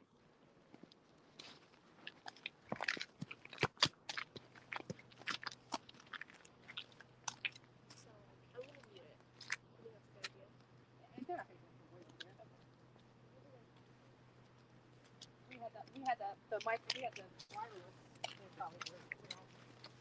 I'll just give you guys one of these and you guys can kind of stand close together. Okay. I'm Kyle, by the way. Friend too. Okay. Well, it's nice to meet you. I'm Andra. I'm Bullhorn Betty. Olivia. So yeah, when you get your, let me write it down. And is it the same for YouTube and TikTok? Yeah. So what's yours? Bullhorn Betty. And I can actually give you my phone number and text you the links, so it's easier. And what's your Chronicles of Olivia. Chronicles of Olivia? Yeah.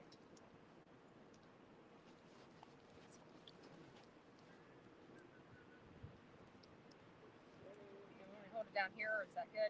Or you can just flip it kind of. Yeah, I'll flip here. Hold that. Because this will pick you guys up.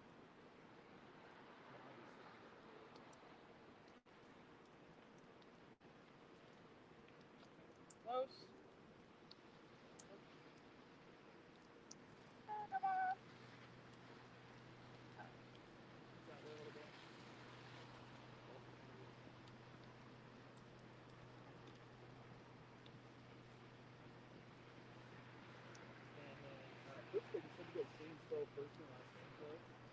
So my name is Andra Griffin, ANDRAGRIFFIN. My name is Olivia Vital, OLIVIAVITAL. So we're YouTubers that travel this country following true crime. I'm Bullhorn Betty, and this is Chronicles of Olivia. How did you guys get started? We got started about a year ago during the Gavin Petito case. That's actually where we met each other. Brian Martin's name.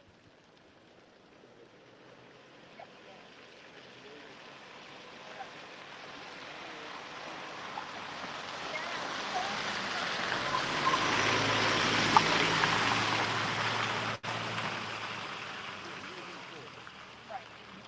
So what actually sparked this case? Well, one, it was college kids. This is horrific. It's just horrific. Whether this made national news or not, we were coming regardless because we just wanted to support the community. We wanted to support these families. We wanted to support the victims. It's just really, really, really sad. But again, we did meet in front of Gabby Petito. We've traveled all over this country. This is my third trip and her second trip through Idaho. So why do you think people around the country care so much? I think that this is also, it hits close to home for many people because the 4 victims were kids. They were in their early 20s, and a lot of people have daughters and sisters and friends that are in that age group, and it's just really hard to think that that could have been someone that you knew. And it's just horrible to think that this person got away with it. They're walking the roads right now, it could be anyone, and that's a scary thought. And there hasn't been a whole lot of information that's come out from your perspective. How do you guys keep your family strong for so long? So how for this case, I think would be the best way to explain it. So we, on my particular channel, we always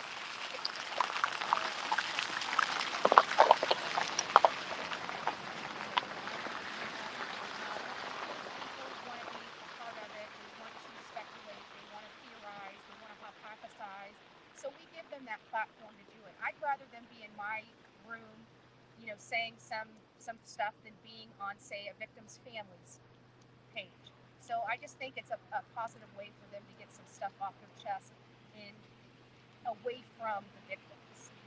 And for my channel, I post documentaries and I show footage that maybe mainstream media doesn't show. So I try to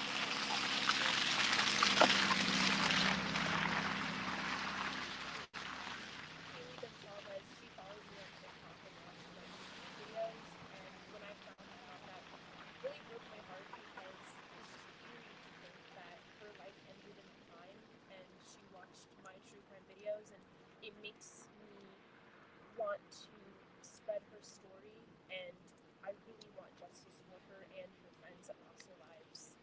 How long are you guys going to be here in Moscow? Till tomorrow, and then we're going to be heading back. We just wanted to come out here. You know, I think we heard the cries of law enforcement really wanting to make sure that the people feel safe here. And I think with us being here, you know, we're on an alternative media source. So just trying to tell them that we're seeing law enforcement everywhere. You know, we feel safe here. These are young adults, and parents are scared. And we just want to let them know that, hey, they're doing everything they can to keep this community safe. And we really believe in the work that they're doing. I can tell you that we cover this on a daily basis. I feel like law enforcement has been transparent, as transparent as they can be. This is more than we get from any law enforcement agency around this country. I mean, they've really tried to keep the community abreast of everything, and I just appreciate that. Anything else, you guys? Justice for the victims. Justice for the victims. Have you guys been at this house almost every day? We've stopped by here every single day since we've been here. I thought you were the last one to die earlier. That comes with the territory.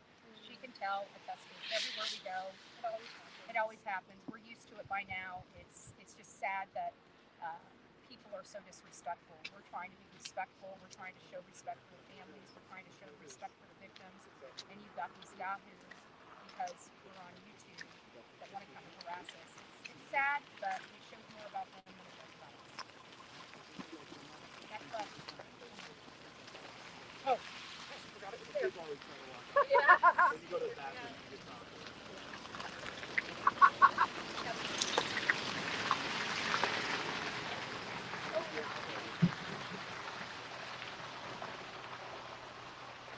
And so I heard you're talking about like the deal for the bond stuff. So when you're live here, you kind of just talk about everything. Yeah. 'Cause It's mostly active cases, but you know, because we're here covering this case, you know, a lot of us have been.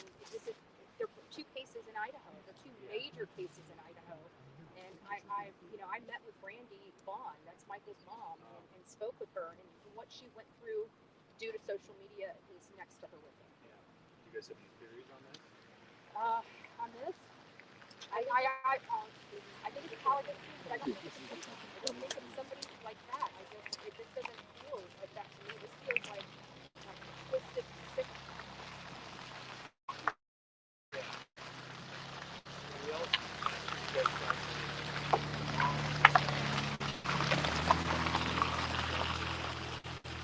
Yeah, it's sad, but you know what, I kind of understand it because I'm a recovering addict.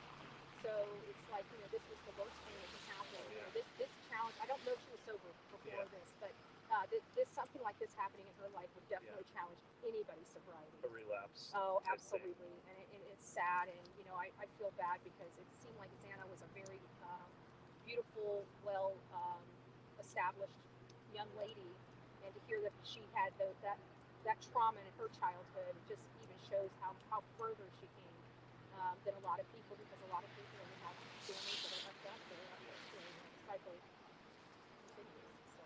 And what was your guys' background before doing this? I was a paralegal. I did a lot of legal work. I moved up to distinguished discovery paralegal, so I did a lot of the evidence collection, the indexing of trials and stuff like that. So that was my experience, and but she's been doing this since she was 15. Really? Yeah, I taught myself how to just edit videos and stuff, but I do real estate too. That's like my main job. Just more for me, like gives me more passion. Yeah. do have focus. You guys hustle. We do. I respect that. We all over the country. People don't realize how hard it is. But I mean, but we're our audience sponsors us. So we, Yeah. you know, we're an audience sponsored channel. So if they didn't believe in this, we wouldn't be here. Yeah. So. Well. What are your guys' channels again? Bullhorn Betty and Chronicles of Lydia. Well, I'll let you go back to God your bless job. you. I'm just gonna get some video of you guys. Oh yeah. So yeah, don't mind. I'll just be with my camera. I'll get a video of you kind of talking. And so, all right, guys. So we're back. I don't feel it's targeted either. Yeah, I don't know. You know, I'm waiting. I think we need to wait. This is what I think we need to do, honestly. I think we just need to wait a little bit longer and get some preliminary evidence back. I think once we get some preliminary evidence back, or at least the preliminary evidence that they can share with the community, you know, maybe we'll have a little more idea of where we're going with this and, you know, what really truly transpired here. You know, when I was in Florida, I thought this would be a boyfriend. I thought this would be somebody close to this family. As soon, literally the day I stepped on this ground, literally the day, Tuesday, when we came into town, within 1 hour of me being right here, that all changed. Every bit of that changed. So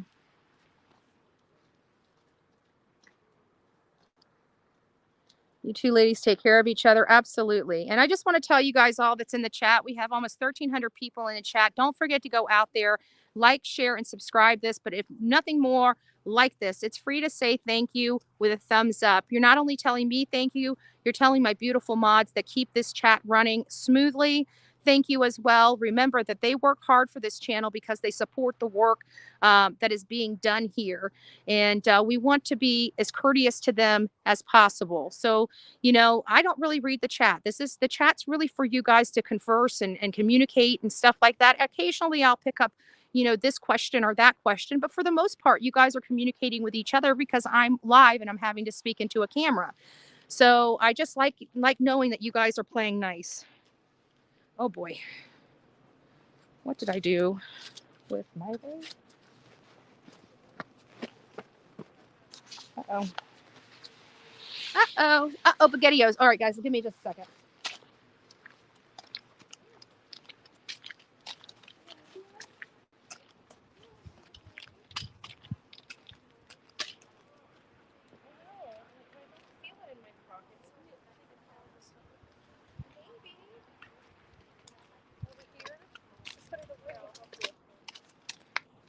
You don't see like a little red vape stick, do you? Ooh. Oh God, I wouldn't want to lose mine either.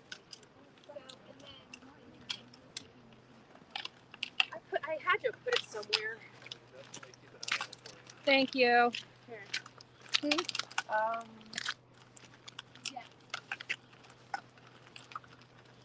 Corduroy pockets. Check your corduroy.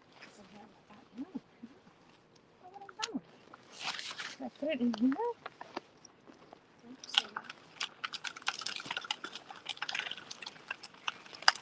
I wonder if I put it in the car. It might be in the car. When I move the car now, flipping. Oh wow. Yeah. So I can't find my. I know it's bad. It's bad. Well, we have so much weight in these; it doesn't even really matter anymore. True. Like I have to make sure that my zippers are all the way down because if they're up here while I'm walking, it just opens right up and just spills right out. Mine's done that too as well. How long are you guys in town for? We leave tomorrow. Yeah, sounds like everybody that's in town is leaving tomorrow because we're doing the same thing. Yeah, that's what it sounds like. So. Yeah, you guys, you're going out of Spokane, right? We're going out of Lewiston, Oh. which is about 40 minutes south. Oh, gotcha. It's a small airport, but. Yeah, I'm actually considering changing because of the weather, because the weather's supposed to get much worse tonight. Oh, really? Oh, and so I'm actually considering possibly canceling my reservation in Boise. Okay. And going out of Spokane. Because I'm so scared because the ride. Really smart. Yeah, because the ride to Idaho is on a lot of back roads to Boise, and I'm just like 5.5 hours in the middle of nowhere. Yeah. And with this condition, it just seems unsafe. That sounds smarter. Yeah. So today's the day to make those decisions. Yeah. That's the walk. At least they cleared the path. Mhm. So that's good. They cleared this path. They cleared the thing over there, but shit.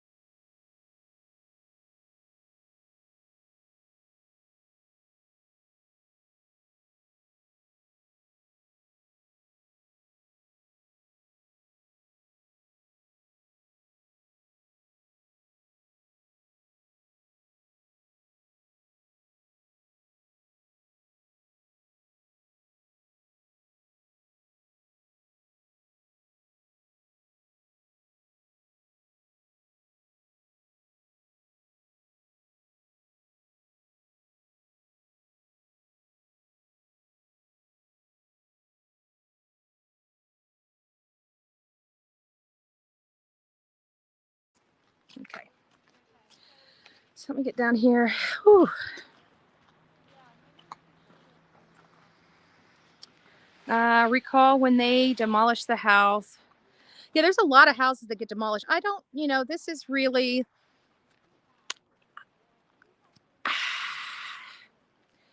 this is really difficult because, to be honest with you, I don't know.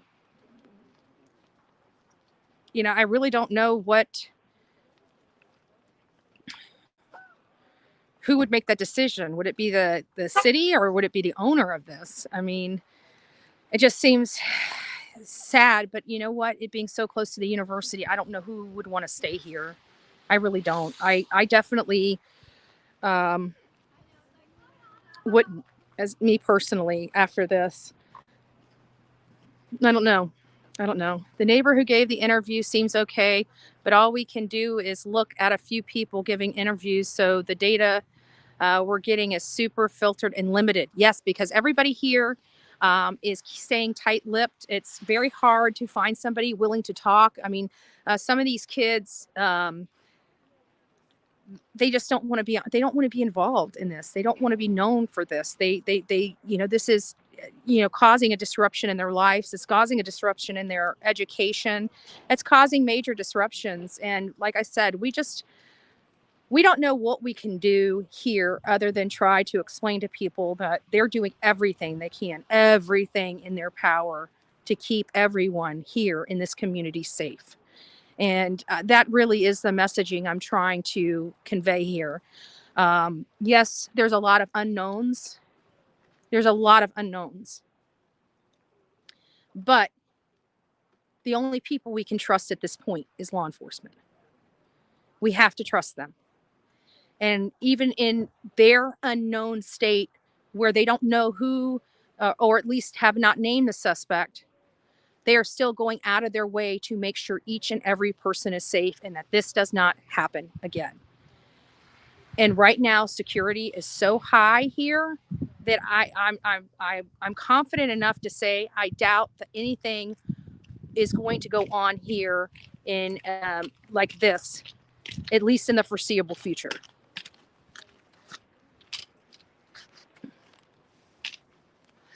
All right, guys, I'm going to leave you guys here just for a few minutes. I'm going to run back to the car. I'm just going to sit in it just for about 5 or 10 minutes. I want to drop my backpack and I want to warm up. Okay, guys, so just sit tight. I will be back to you guys in a few. If for any reason you guys want to ask questions, please hold those questions. Let me just go through here before I leave you guys and see if there's anything else. LMA, Bullhorn Betty, and Olivia are not doing anything wrong. Who's LMA? Guys, if anybody, listen, we are well past all these haters. If people are being disrespectful in this chat, mods, block them. I don't need their views. I don't need their subscription. I don't even care if they're members at this point. If they're going to be rude in this chat, they don't need to be here. Okay, this is about 4 slain victims. 4 slain victims in a community that has been completely rocked to its core. I don't have time for these petty personality problems. If they don't like, either they can leave the chat or they can be blocked. I really don't care which, but I have zero patience for this nonsense today. Literally zero. So guys, you guys have carte blanche. Block whoever the hell you want to block. If they're being disrespectful and rude in the chat to me or anybody else, block them. Zero tolerance in this chat today. Zero tolerance in this chat while we're here in Mascow, Idaho. I'm not going to deal with it. You guys can move on. I don't even give a crap. I don't care. Okay? If you don't like this channel, there's an unsubscribe button. All right? Use it. Literally use it. Okay? Trust me. You're going to wish you hadn't.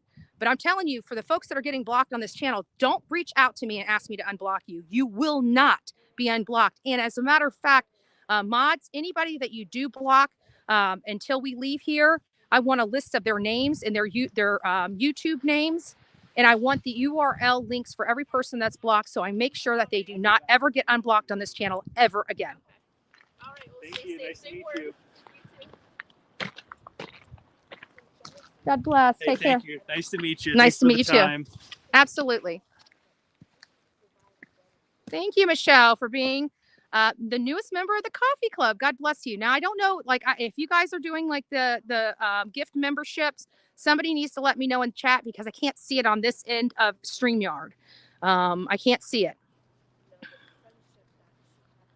Helen May, they're reporting it, not trying to solve the case.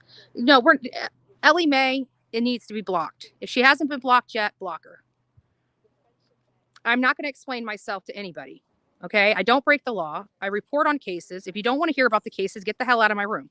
It's easy. Easy peasy Japanesey. Right? Move on. And as a matter of fact, guys, while I go back to the car, actually, no, I want to be here for it.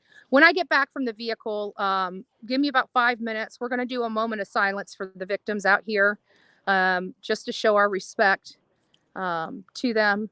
It's the one thing we always do from case to case, and one that we have not done yet for this case. So just bear with me. And when I get back, I just need to go warm up my feet just a tad bit. Did you guys figure out what's up with that guy that was at the vigil, that was alone and covering his arms at the back of the stadium? I didn't even see that, nor have I heard of that.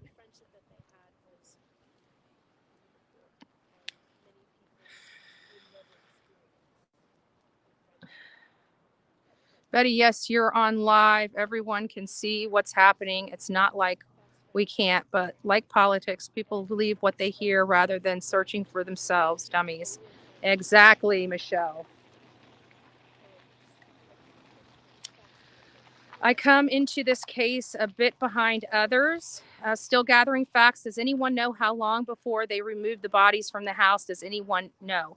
I don't know the specificity about that question, Mustang Sally. What I can tell you is it took hours upon hours I can tell you from crime scene techniques and stuff like that. I can promise you that even when the call, like they had been there, they report that they believe these young adults were murdered between 3 a.m. and 4 a.m. That is, opinion from the coroner. Again, it's not exact, but it gives them an idea. There is a lot of elements that go into determining the time. So if your elements are wrong, that time can be wrong in this case. So it is the opinion of the coroner that this is the time frame. Usually they're pretty close to the time frame, but there has been times where it has been incorrect and new information came forward that helped them update that timeline and things of that nature. What I can say is that they would have had them in here for hours. They would have had to take, I mean, think about it. They had to take 4,000 photos. They had to take multiple 3D scans. They had multiple detectives, multiple crime scene unit technicians out here. You're talking about hours upon hours. This is not something where once they got here, I can guarantee it probably took potentially an hour just to get really started. I mean, think about the processes that go in. You gotta suit up the techs. You got to make sure that there's no contamination. Now, we do know that the crime scene was unintentionally contaminated by the multiple friends that were trying to help, as we're learning today. But again, hours. That's all I can say. Hours.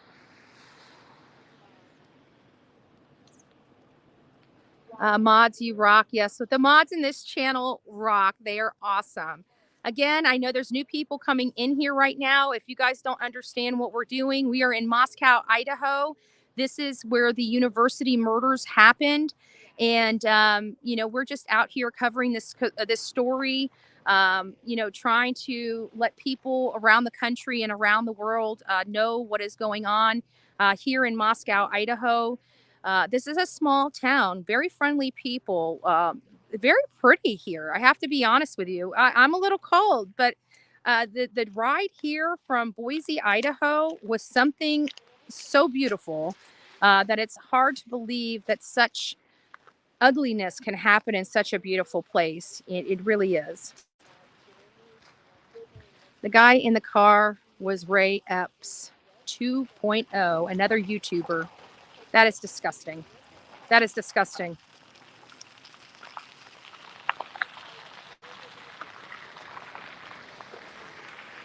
Hold on, guys.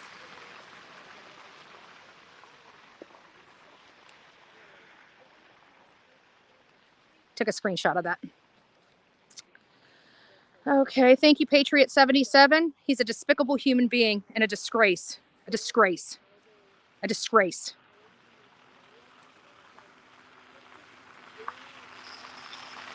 There's a lot of insane people today. He had no right talking to you that way, in my opinion. He was just aimed to start trouble. No, he was here to get his clicks and views. He was here to get his clicks and views. Let's be honest. Let's be honest. He knows what he did. He was a despicable, disgusting individual.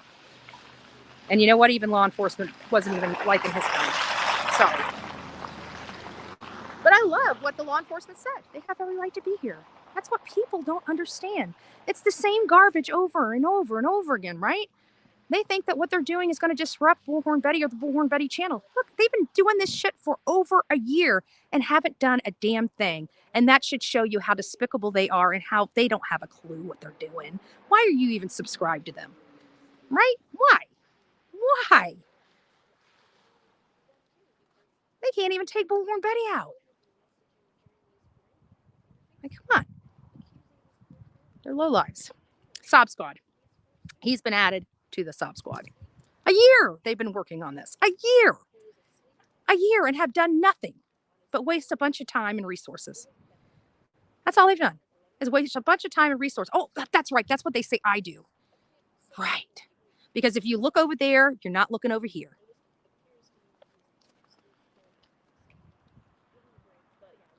No, absolutely not. These people, guys, I don't even know if this person, outside of being here, I don't even know if this person's from here. Like, this community is really nice. The people here are really nice. I don't know how I can express that enough. But anyways, guys, give me just a few. We got a new member, Mustang Sally. God bless you. Thank you so much. And Miss Lee, mom of 3. I've missed a lot of the live lately, but sending you all the love and good vibes today. Thank you for everything you do, Betty and Olivia. God bless you. God bless you.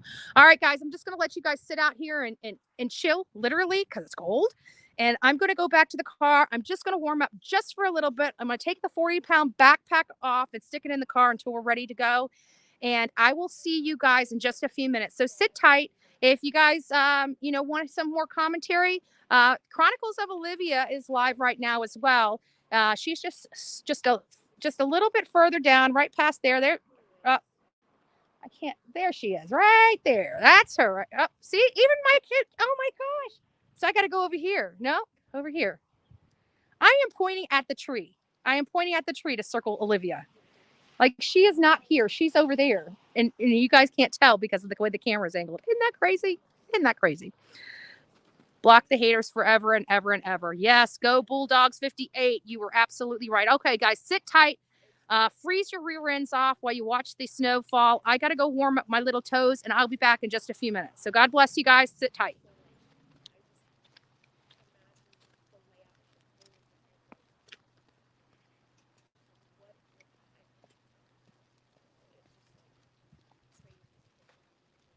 Betty, where are you going? I'm just going to warm me up. Are you still on live? Yeah. I'll go jump back and forth. Okay. Keep everybody. Yeah, Bullhorn is still live. And she's going to warm up because her toes are frozen. It's very strong a little bit. I might pop over on her live for a couple seconds to say hi. But let's change this perspective a little bit because I don't know how I've been sitting here and not sitting in one spot.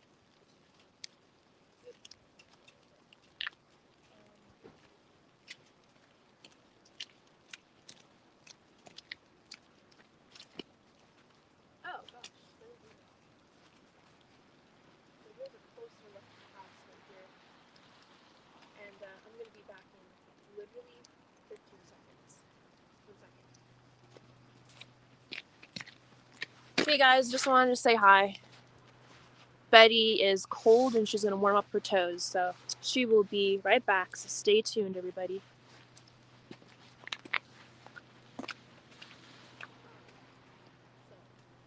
So yeah, they have a police officer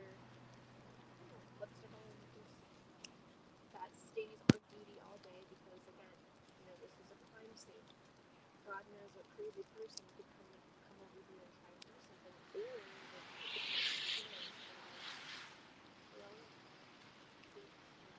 I'm not sure what time they leave.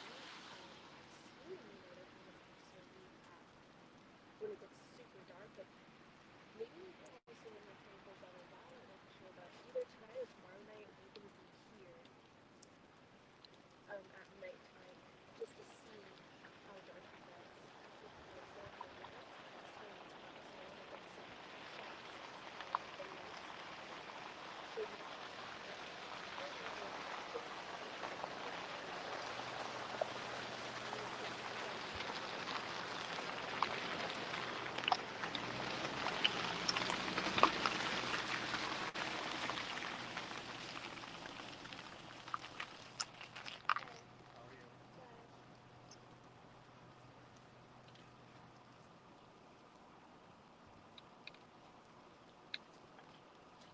Are you guys changing shifts now? Yep.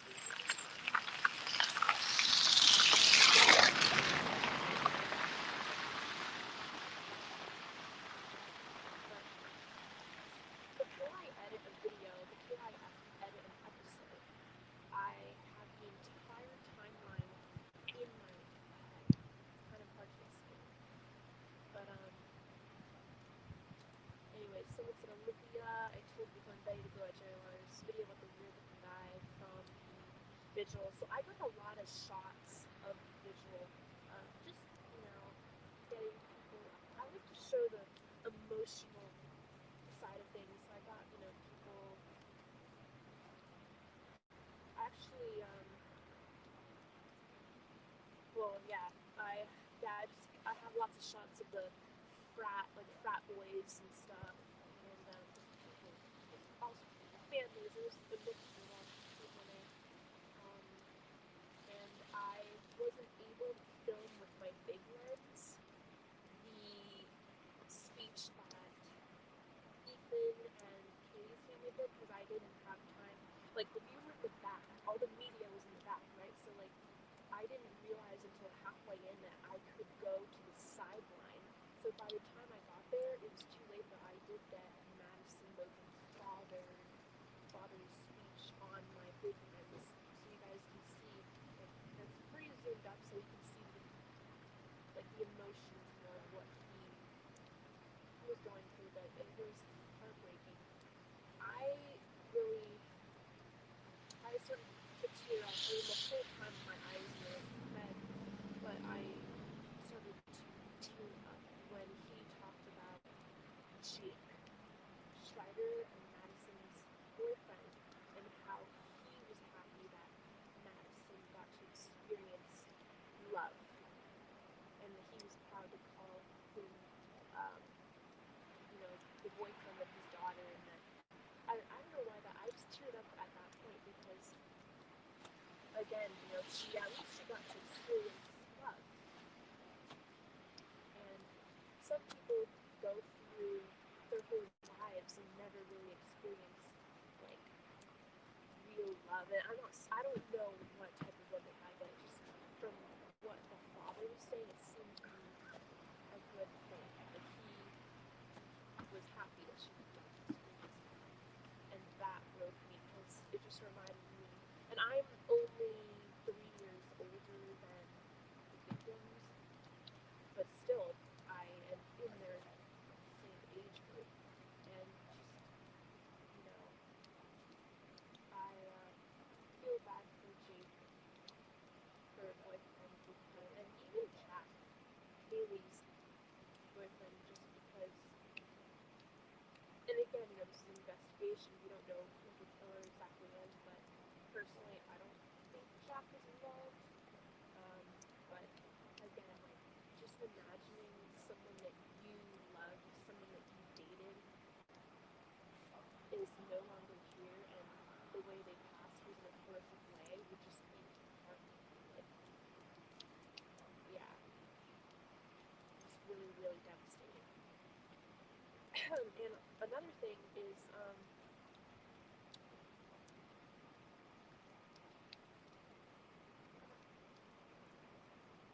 the parents, wow, like, showing up like that. I mean, just standing up on that stage and speaking to hundreds of people, that takes so much courage, because I don't know if I would be able to do that. My mom, I know my mom's watching this live, I don't even know if my mom could do it. I don't think she could do it. I don't think she could. She would break down. She would be, like, I don't think she would be able to leave her bed. She would be, like, dead. And I just, like, those parents having to stand in front of hundreds of people and talk about your child that was brutally slain, and you don't know who the killer is, and you have to make a speech. That is, like, unbelievable. And no one should have to go through that. That is something that no parent, that is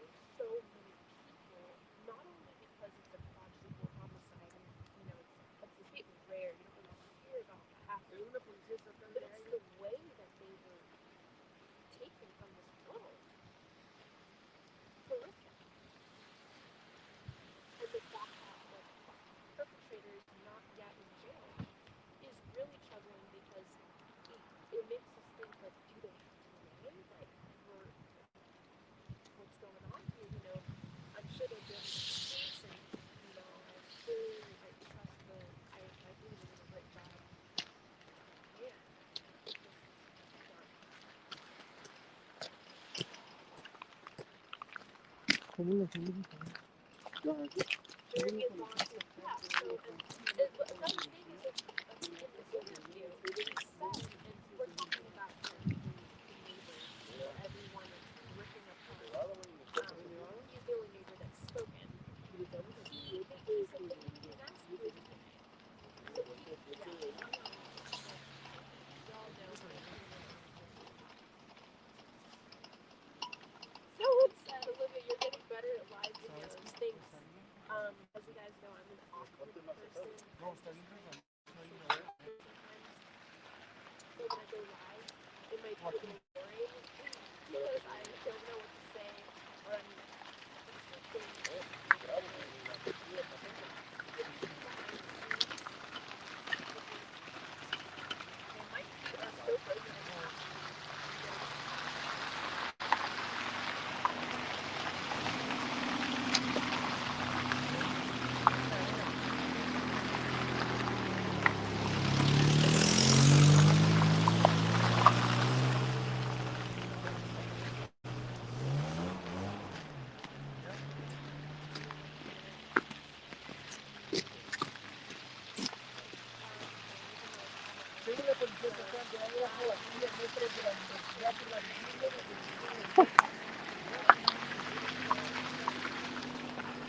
All right, guys. I got myself a scarf. That snow crunching sound like someone's chomping on gum. Oh. All right, Misty, it's still considered a crime scene. Yes. Oh, I think my...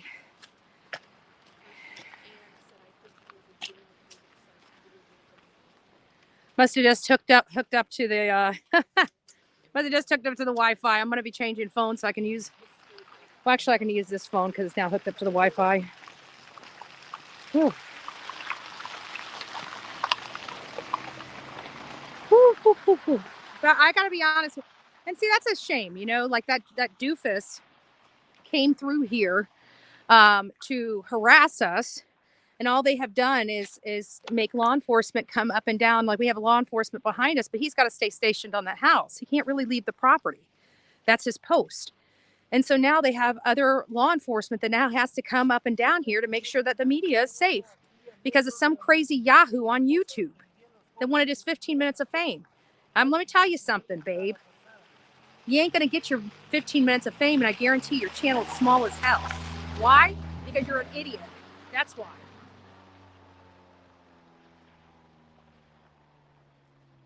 I spit on you. Give me a break.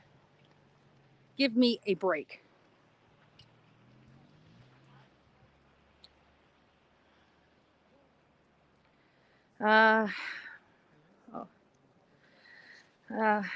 Let's leave Mama 3. My daughter just freaked out the hell out over your pink scarf. She wants one. I don't know where I found this. You know where I found this? I found this at a thrift store.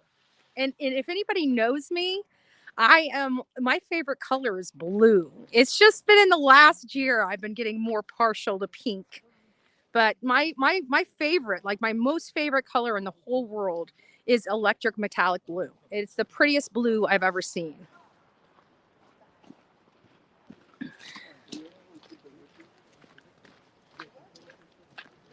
Oh, I'm sure, Pebbles. I mean, you're talking about, and even though you guys got to remember, and I think a lot of people forget that even though Mascow is a smaller community, they're not doing this alone. They've got a lot of support from other law enforcement branches, like the corporal from the state police.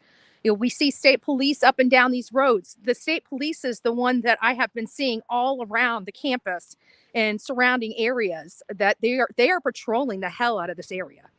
They are patrolling the hell out of this area. Like like that crazy crackpot that just came up here. We had at least 7 officers that came out here. And lickety split too. Before he even pulled away here, there was already 3 cops coming up. You can't do that. Come on. Like, seriously. When do grown men act like that? That's just, anyways, I digress.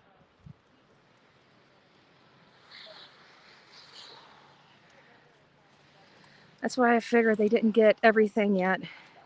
Oh no, guys. A lot of these things with these crime scenes is the fact that as they're processing this, there may be other questions that come up. There may be other things that come up, and they're not disturbing this house. They've been having officers watch this house nonstop since this crime was committed. An officer has been posted here ever since we've been in town. There's been an officer posted here. Typically, a scene like this, they will not reopen it for a little while. They're not going to, because there's so much that needs to be processed. And if they find something and they need to go back and check something out, they got to be able to have this crime scene intact. I guarantee that inside this house, absent of the people, this looks exactly the way it looked when law enforcement came in. There might be fingerprint, latent print, dust and like that around the house. I mean, not exactly as it was when they first arrived here, but as far as the items inside the house are probably in the exact position that they were, like those knocked over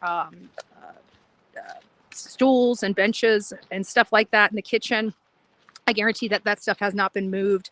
That is in the same position as it was when it arrived, or when they arrived, rather. Whew. Oh, Elfig, thank you.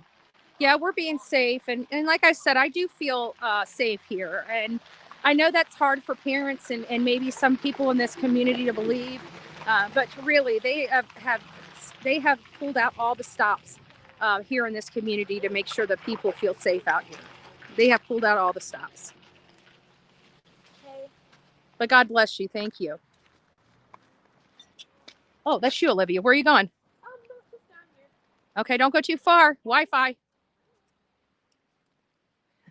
If your Wi-Fi goes out, I don't know how far the signal lasts.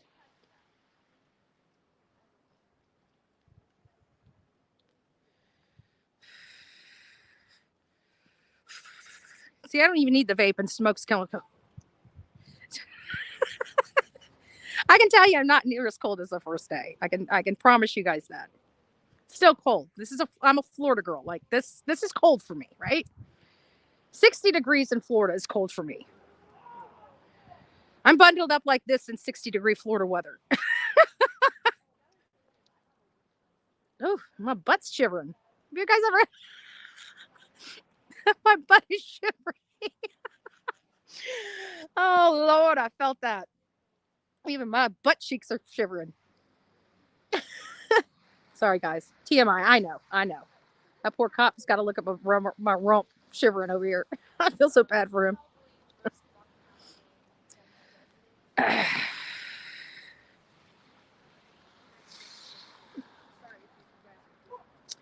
They seem like the cops are way better than, Savannah, Georgia. Savannah, Georgia was just a nightmare. I mean, we've never had problems like that. And I don't aspire to ever have problems like Savannah, Georgia ever again. That was just, that was really, really bad there. I felt bad. I feel bad for the residents out there in Savannah, Georgia, at least in the county district. And I don't know what else to say about that. I'm thankful that the police chief Hadley, finally got Leilani off the streets. I'm glad that they were, because the number one thing for me was making sure Quentin Simon was not in a landfill, that little 20-month-old baby's final resting place wasn't a flippin' landfill. That's sick to me. So the number one thing was making sure that they got him out of the landfill. And despite some really ugly odds, they were able to find him, and they were able to put him to rest where he belongs. And his mother is now behind bars. She's now on suicide watch. And I hope she never gets out of jail again. A woman that can do that to her own child is evil.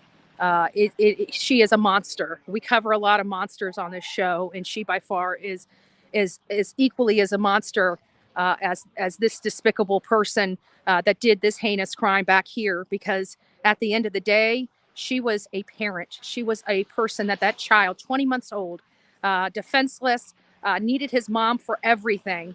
And she took his life. And she took his life because she didn't like him. It wasn't like she made a terrible accident and the child drowned in a bathtub. She physically took his life. And there's a special place in hell for a woman like that. Coming from a woman that can't have children, it took everything I could to keep myself in check out in front of that house, especially when she's out there sitting in a lawn chair after being at a bar getting drunk and screaming justice for Quentin. I remember looking at her and saying, if you want justice for your son, you need to take your ass up to that police station and turn yourself in and tell him what happened. And you know what? She still looked there, stone faced. Woo! Ah, there I go. Hi, guys. But she still, she didn't care. She still hasn't cared. You know what she cares about? You know why she's on suicide watch? Because she knows her life is now forever over. And that is the only reason. She didn't give a shit about that little boy. She treated that little boy poorly. She was a despicable mother, and her mother was a despicable mother. So grandma was equally as despicable. She raised two murderous children. It was something short of insane. And why Billy Joe is not being held accountable for her lying to the courts is beyond me. But again, it doesn't surprise me with No Charge Hadley.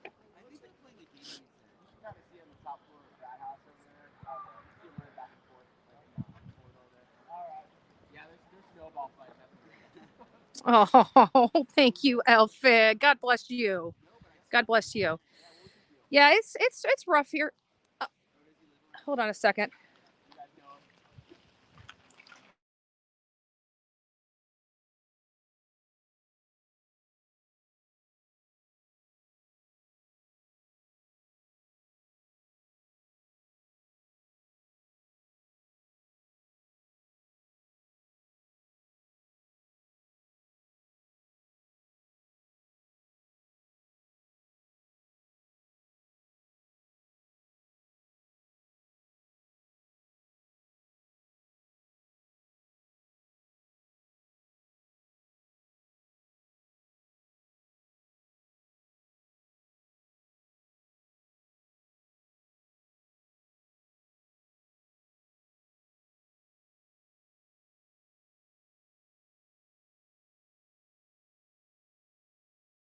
Sorry, a student was walking by. I didn't want them in camera.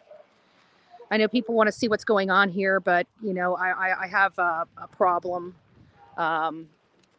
with showing these students' faces on camera when they didn't ask for all of this.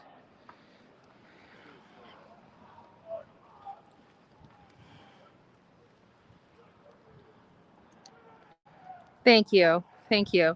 We work very hard. Like I said, there's not a whole lot of people. I mean, we've got, other news organizations out here, but there's not too many people that literally stand in, one week standing in 98-degree, hot as hell summer, getting sunburnt to the next week being in freaking snow, freezing their rumps off.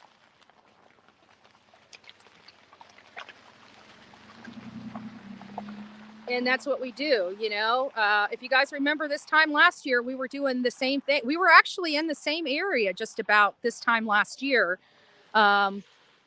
We came to follow the case of, we were obviously out there in front of Brian Laundrie's house in the Gabby Petito case.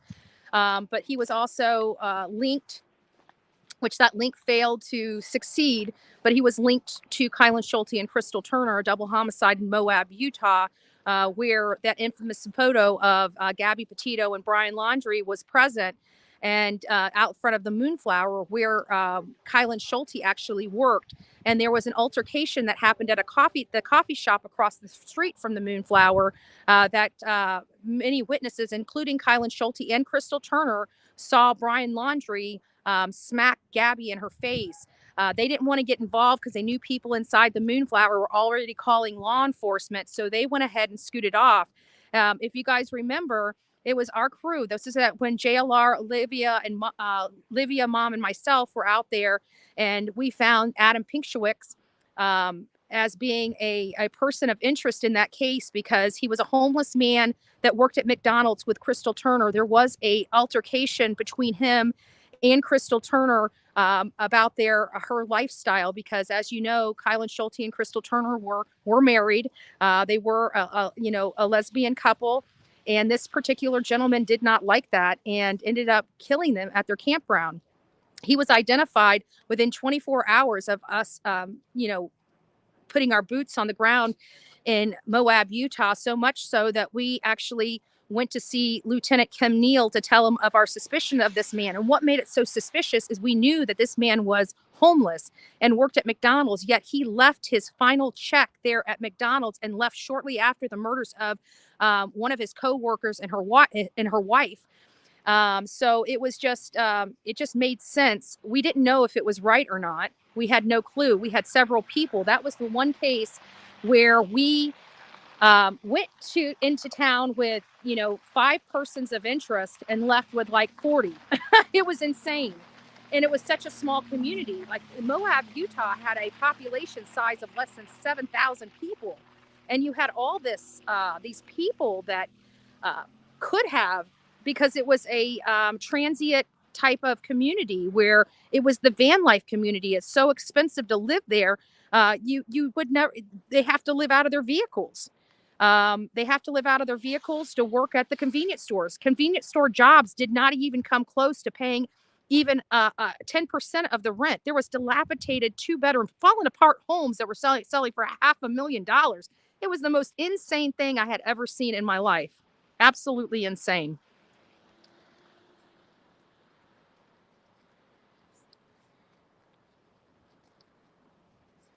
Too many young people coming up missing. It's so sad.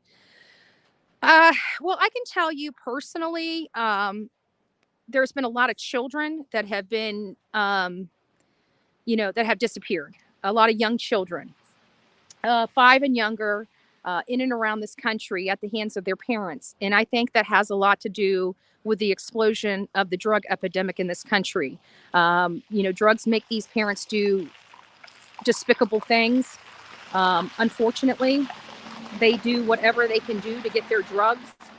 And, in some cases and in other cases, unfortunately, they just have no patience for a child. The child starts crying. It enrages them, and things happen inside those homes. And it's very, very sad. But yes, Lady 7-Up, too many young lives are being lost in this country. And it almost seems like it's getting worse and not any better. Yet we throw billions of dollars of taxpayer money at these problems every single year, and it just doesn't feel like it's really making a dent. And we've been doing it for decades. It's just sad. So there's a missing 7-year-old girl out of North Texas, missing from her room since 6:30 yesterday. I don't know really all the details about that. I'll research it when I get back to the room. But at the end of the day, guys, I just want to tell you guys, God bless each and every one of you. We're going to have to start getting out of here. We've got a lot of work still left to do. But we did want to come live from these places. We wanted to give you guys, for those that are just tuning in, we gave a good visual aid from the University of Idaho to the field where the alcoholic incident took place, from the frat house where Ethan and Xana were attending a party, to do this path that came directly to this home behind me. We learned from Jeremy yesterday that these apartment buildings here did not have light, that this area here was essentially pitch black. And in the middle of the night, anybody could have been here and nobody would have noticed. This is college kids, so they stay up late and sleep in late. And so them not hearing things. And again, this is not guns. This was a knife.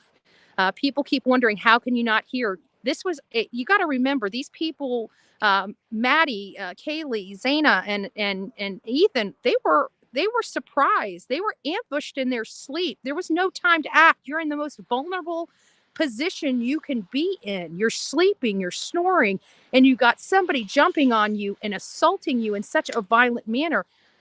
They were sitting ducks, guys.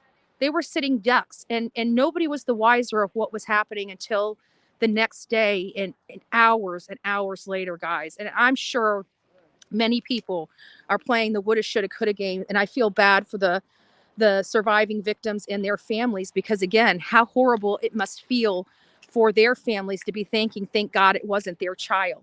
Meanwhile, their friends, families are dealing with something much more horrific. It's just, I can't imagine. I really can't. It's just sad.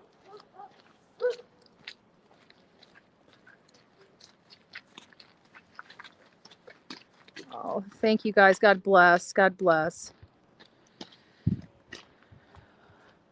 All right, guys. Well, I just, oh, really? Thank you. Thank you. Yeah.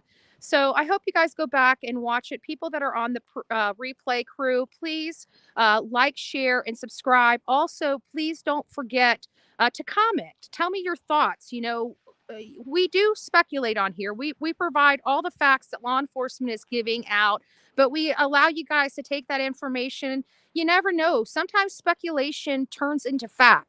And so I've never criticized healthy speculation, healthy theories. I just not into the conspiracy theories. Okay, I'm not a conspiracy theorist. I'm not going to start,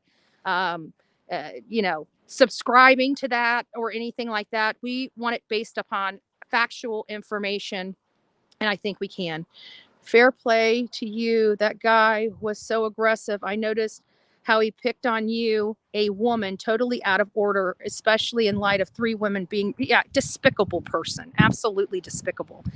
And the kind of language he talked about, that's okay. I mean, we saw it with our own eyes. And if anybody on this channel is subscribed to his channel and approves of that, screw you.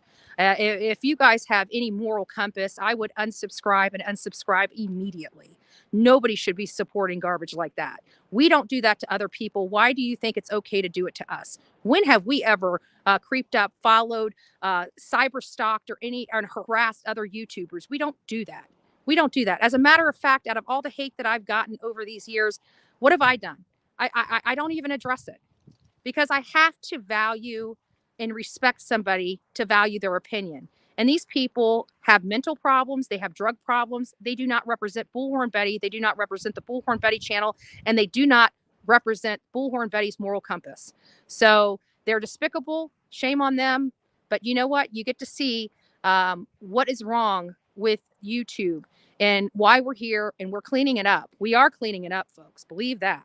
We are cleaning it up. It's just going to take some time. It took us a year to get to this point to be able to start putting some of the stuff into action, but we're here now, and that's what we plan on doing over the next year to 2 years, making sure that this stuff doesn't happen to other creators in the future, and we are going to be fighting for that. And if anybody knows anything about Bullhorn Betty, I don't stop when things get tough. I keep going. I persevere. If I have an obstacle, I go around that obstacle or over that obstacle. Nobody's going to stop what I do. Nobody's going to stop the passion that I have for these cases. Nobody's going to stop me from searching for a missing person.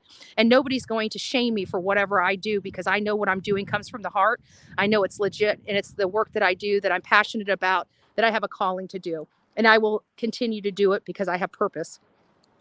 And my purpose isn't YouTube. It isn't fame. It isn't clicks and views. However, the work I do does acquire all of that.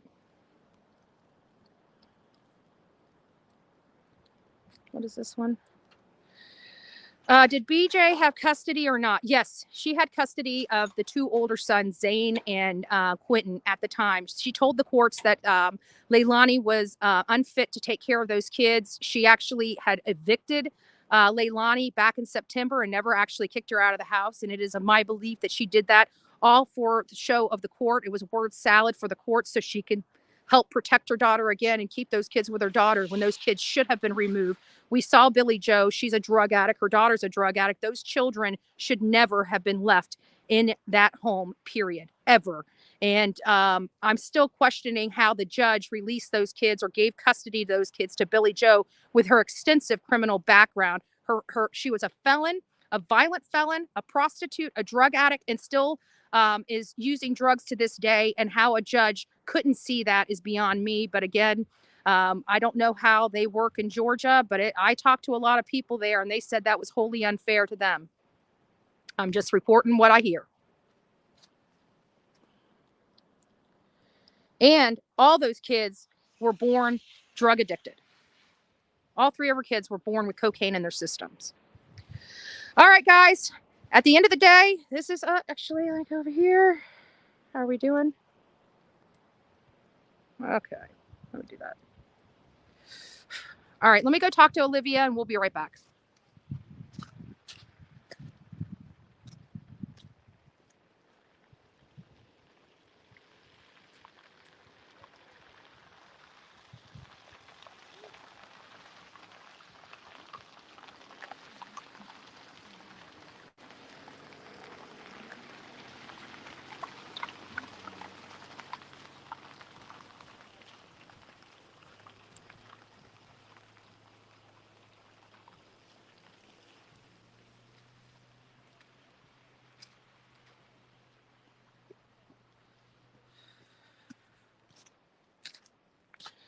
All right, guys, so this is what we're going to do. We're going to go ahead and power down.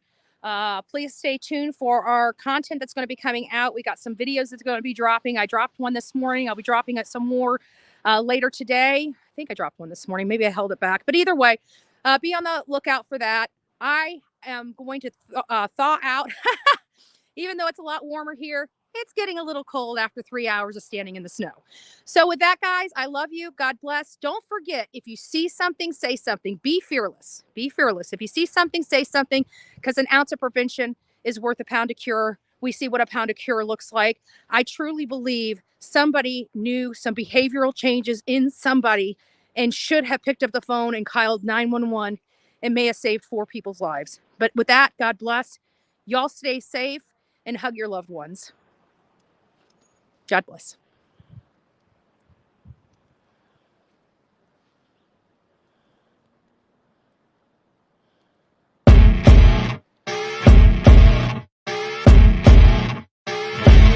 As you wake up in the morning, you want to find the latest, greatest information about criminal cases and have an intuitive conversation about the suspects associated with these cases. Head over to the Bullhorn Betty channel on YouTube.